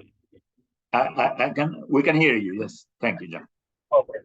Okay, thank you. Endocrinology in Pakistan has been a challenge, as it has been in many of the other developing countries. So when I came back in 1996 after my training in endocrinology in Pakistan, for a population of over 200 million, there was no endocrinologist over here. So I was one of the first ones to start the practice of pediatric endocrinology and developing the pediatric endocrinology as a specialty. I was heading one of the large children's hospital, one of the over 500 beds, which was second largest in the country. So we established the endocrinology service over there. And since then, we have come many miles. We are still, for a population of nearly 230 million, we have a handful of pediatric endocrinologists, perhaps 15 or 20 altogether. But we are growing because we have now established a formal training program, which is accredited by the College of Physicians and Surgeons. So we have quite a few trainees who are in the process of being trained as pediatric endocrinologists. So in years to come, we should be, having a good number of pediatric endocrinologists that we are also training. So we have now also developed a society of Pakistan Society of Pediatric Endocrinology and Diabetes, which is doing a great job, and it is doing advocacy, it is doing training, it is providing many services for the patients. So one of the major challenges that we had while I was here practicing endocrinology was the availability of the medicine, and especially the challenge was the provision of CH medicine like hydrocortisone and fludrocortisone. The only way we could get our medicine was through some smuggled products which were sold at a very high price. So this was not only a great problem or agony for the patients to get unable to get the medicine in time on a regular basis, but also been a problem for the affordability, because even if the medicine was available, it was at such a high cost that they were not able to afford those medicines. So we tried for a very long time to get the medicine produced in Pakistan. Pakistan has a good pharmaceutical industry. So we first tried the international partners like Pfizer and the others who are already making this medicine in the other parts of the world, but they were not available in Pakistan. So we tried to lure them in and get this medicine available in Pakistan. But that was not possible for some reason, and perhaps the main reason was the cost, because it was not viable for them to provide this medicine in Pakistan. And the same was true for the local industry, because whenever we talk to the local industry for the production of this medicine, they always ask us about the numbers, because they were interested in numbers and what would be how many pills they would be able to sell. And it was very difficult for us to convince them that it's not about profitability in every product. It's about the nature and the need for the product, which is a life-saving product, and do not have many substitutes available. So it was it's a long story, and we had to struggle for decades.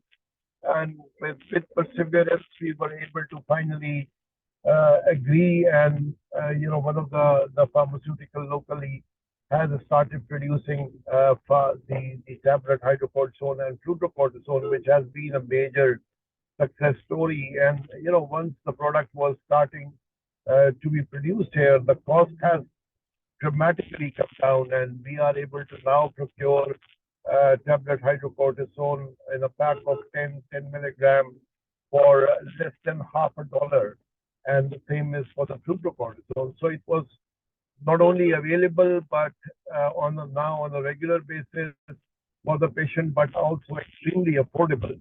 So much so that we have been able to now, with the help of CLAN, we have been able to send these medicines off to a number of other countries, Zimbabwe, we sent this to Sri Lanka, and we have now, sort of these tablets are being sent to Afghanistan. So this has been one of the major breakthroughs that we have had over the challenge of CAH in endocrinology, which is very pleasing and very rewarding. The other thing that we did in the days of COVID was to deliver the medicine, because the patients were coming from very far away. So we had a project where we were able to deliver the patient to the doorstep through the courier system. And that also has been a very cost-effective way, because even if you provide the medicine free of cost to these patients, for them it carries a huge cost for them to travel long distance to get the tablet and get themselves seen. So these two things have been really a breakthrough thing for us in pediatric endocrinology here. And we are trying to do this on a more regular basis to try, especially for patients who are a long distance to travel, to try and send the medicine through the courier system to them. That has been a struggle still for us to make it affordable on a long term, to make this viable. But still, we are struggling and making it possible.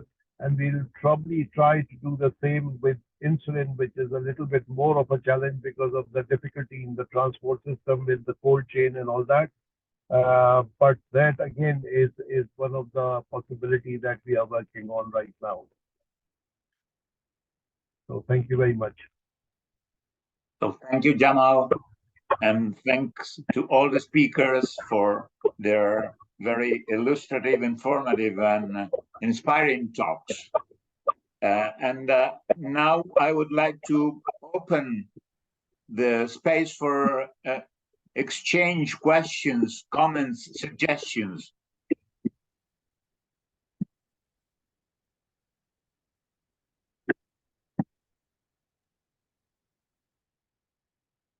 So if anyone has... This yes, is JP. Please. Can I ask a question? So this is a question for Dr. Paula Duran. I mean, Paula, you did present the survey in particular in Colombia, and so that's a pretty good response rate. I would like to ask you whether you could comment on the diversity of the answers to the questions within the same country. Sometimes I had the impression that there was also an issue at the level of our colleagues, of pediatric endocrinologists, that sometimes knew or didn't know or had different ideas on what's available and not available in the country, for example. Can you comment on that? Okay, thank you, Jean-Pierre, for the question. Yes, that it seems to be an issue that we need to communicate better and to all have the same knowledge about what's going on with medication and how they are distributed in the country. But also, I think there is also differences between the region have more access to something. For instance, like if we go to molecular diagnosis, it is only available in some regions of the country. It is not at a national level. And also some medications are more, we can get them easily in some areas of the country. So I think there is those two facts reflect the differences in the questions around the country. Thank you.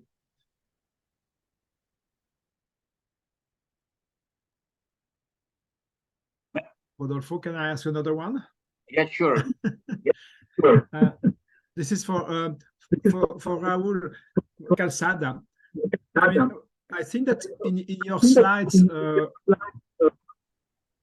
in your slides, Raul, you mentioned that the screening for CAH was available in some parts of Mexico. And it's quite stunning that there are countries where the screening is available or partially available, and still, so it means that the government has been involved, and still there is no access to medicine. And I was wondering whether this had something that you had been discussing with the government, trying to emphasize this discrepancy between the fact that there is a screening on one end and that there is no access to medicines to handle the screening on the other end. Yes, Jean-Pierre, it is not a logical situation. The neonatal screening is available for all the people in the country, but they limited the realization from the 2 to the 5 years after birth. So before 1920, we made the neonatal screening in all the ages. There is no limited. Now they limited, and most of the people who are with the delivery is in-house goes to the clinic after 1 week of life.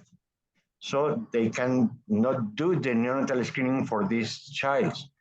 We are fighting to change this new approach of the government. And then in the pandemic, in the COVID pandemic, people don't go to the clinics until the child was very sick. But now the result of the neonatal screening is delayed more than 2 months in most of the people. So we see the child in adrenal crisis in more than half of the childs in that moment. We are in communication with health authorities to emphasize the necessity to make the neonatal screening in a better way, and the results need to be advised to the parents in the first week. But it is difficult because now the government are employing the economic resources to support the old people in the country, the young people that are not studying or working, and the young that are studying. This is a very little amount of money, but for the national economy represents a very, very not easy to understand way to get. They are looking for votes, they are not looking for benefits. So we are looking for that. And with the medicines, the problem is that when we introduce the necessity to get these medicines, the fluorocortisone and hydrocortisone, the response, the answer is, why don't you put it in a formal way for all the people? And they respond, they are according with that there is no money, and they need pharmaceutical companies to offer that to the government, and no one company is offering. Now we are getting in different ways fluorocortisone and hydrocortisone, and we offer that opportunity to all the pediatric endocrinologists. I think at the moment, all of the patients are receiving fluorocortisone, and most of the 70% hydrocortisone, oral hydrocortisone, but the family needs to buy it. So it is difficult, and we are in the last year of this government. So for the next year, for example, they decrease the economic amounts for most of the of the industries, government industry, more than 0.5% of the amount. So we think we need the change of the new government to again fight for the medications. Thank you, Raul. Jamal has a comment or question. Yes, it's a request actually, because now we have resolved the issue of availability of medicine. The two things that we are struggling with because of the very high cost is, one is to get the neonatal screening inducted in our system. We have a neonatal screening for hypothyroid, but the CH screening is very costly. And the second thing is the testing facility of the investigation that is required for 17-hydroxyprogesterone and renin. That is also costing so much that patients are unable to do that. And that, of course, compromises the care that is given to them. So I'm not sure if the answers can be given right now, but if other people in their own countries have experiences with somehow low cost, investigation facility and screening facility, I would be very happy if those can be shared with us. Thank you, Jamal. Any other question or comment? In the meanwhile, I would like to ask Thomas. First of all, congratulations for your talk. Impressive what you've done in Africa, Thomas, really. And can you tell us a little bit more about the impact this has had on the population? You showed us the number of professionals you have trained. And I know that my question might not be easy to answer, because when you do not have professionals, it is not easy to have registries and numbers. But can you comment a little bit more on the impact this has had on the population? Yeah, thank you very much. My talk, of course, was focused very much on the educational aspect of the training. But in the end, the value of the education is the impact it has on the population. So a lot of the areas where our fellows came from, the countries that they came from, with the exception of maybe two, there was absolutely no endocrinology service. So one of the requirements of the program was that in the middle of the training, the fellows would be allowed to go home, take a break. And during that break, one of the requirements was to establish an endocrinology service.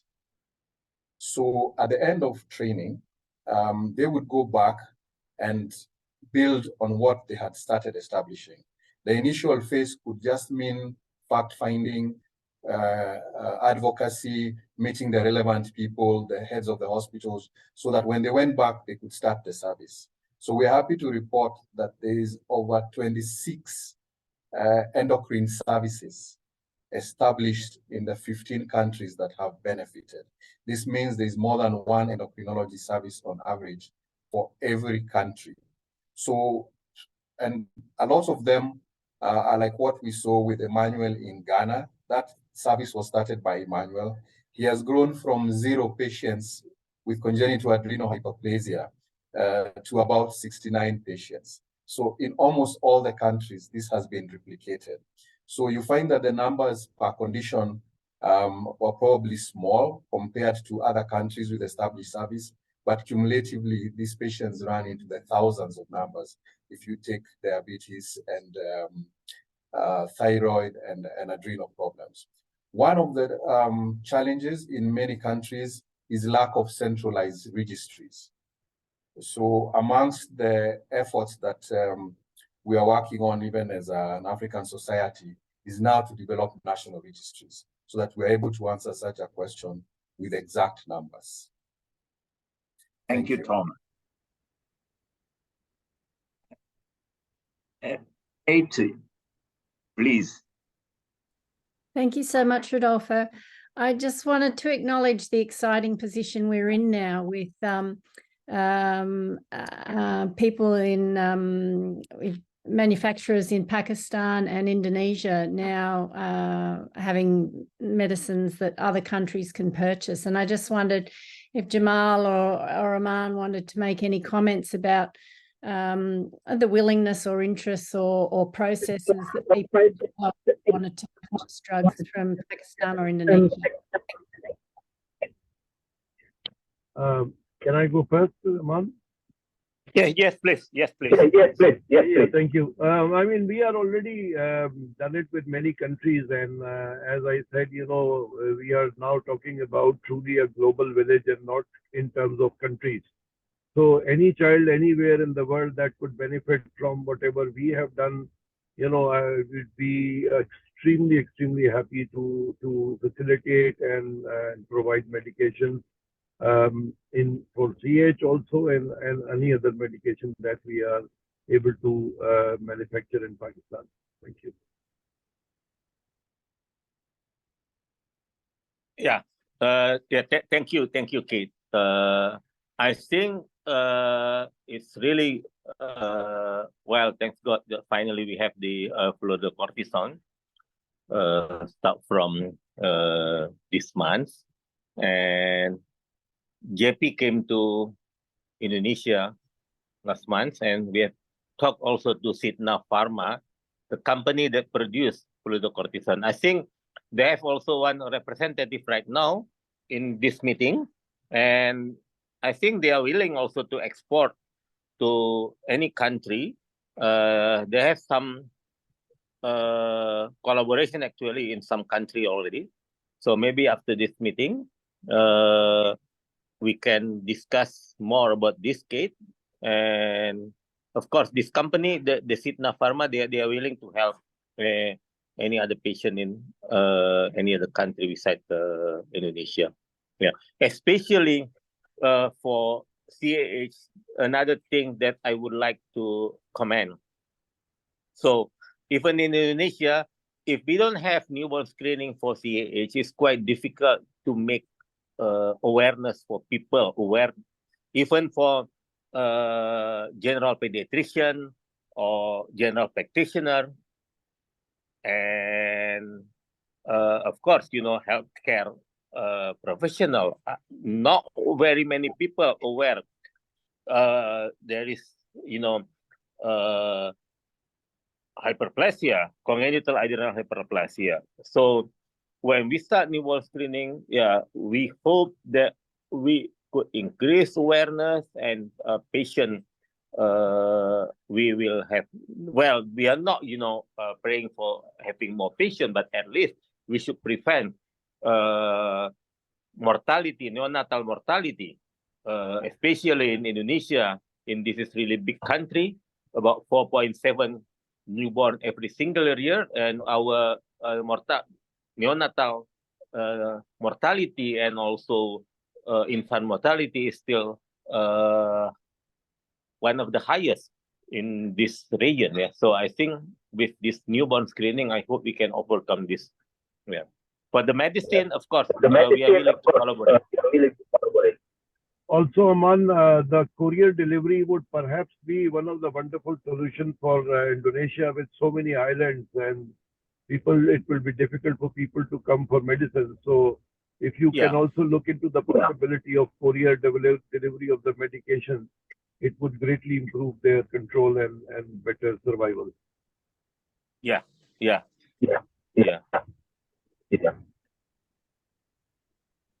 I would like to mention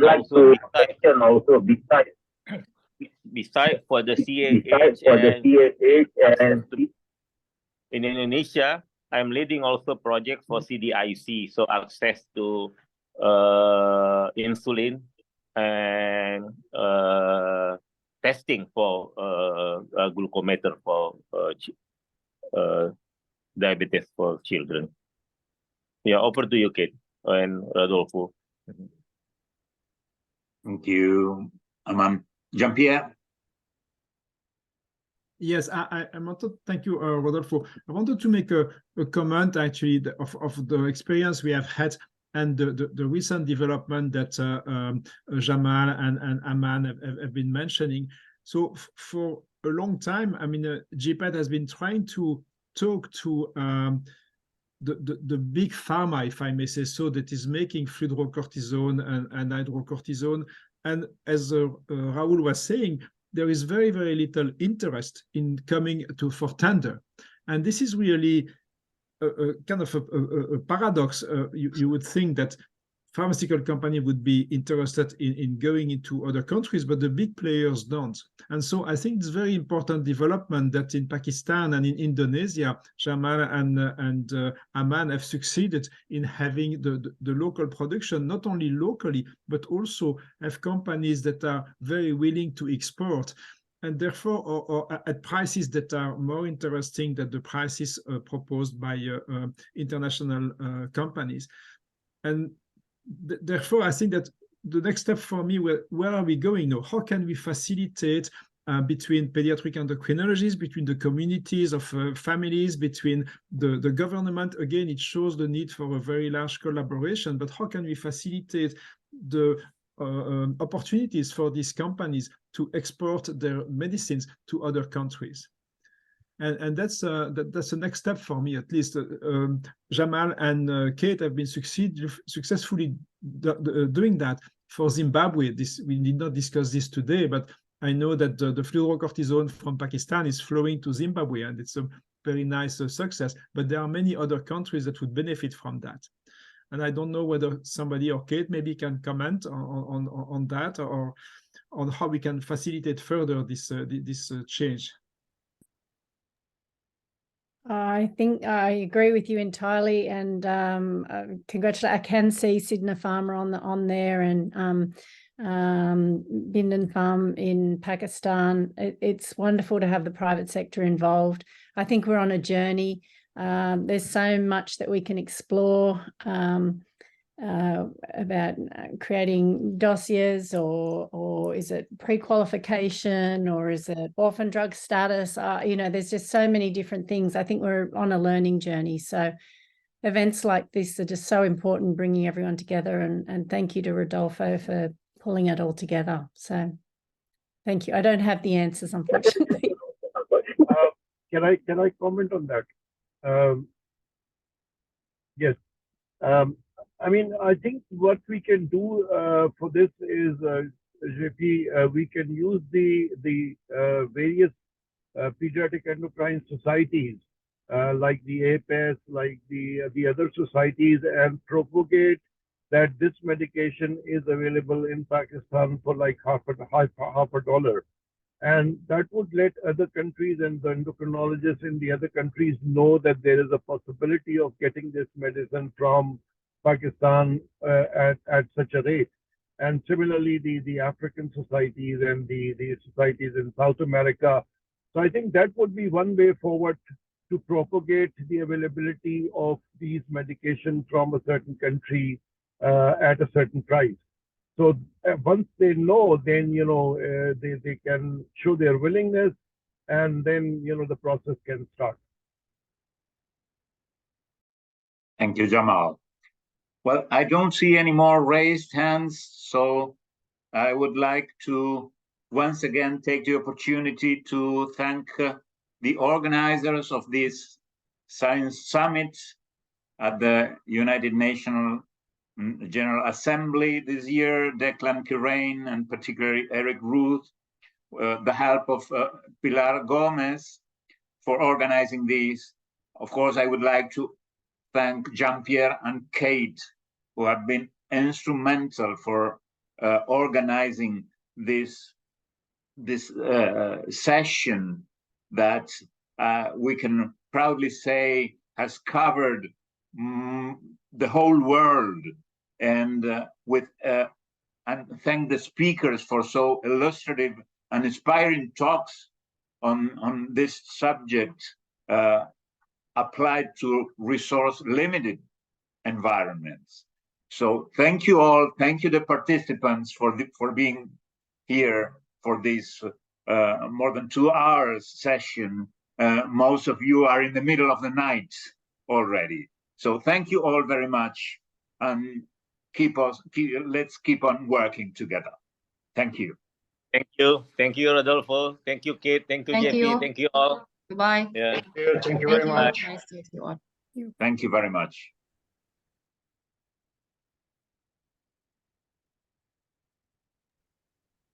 Thank you very much. Goodbye. Lovely to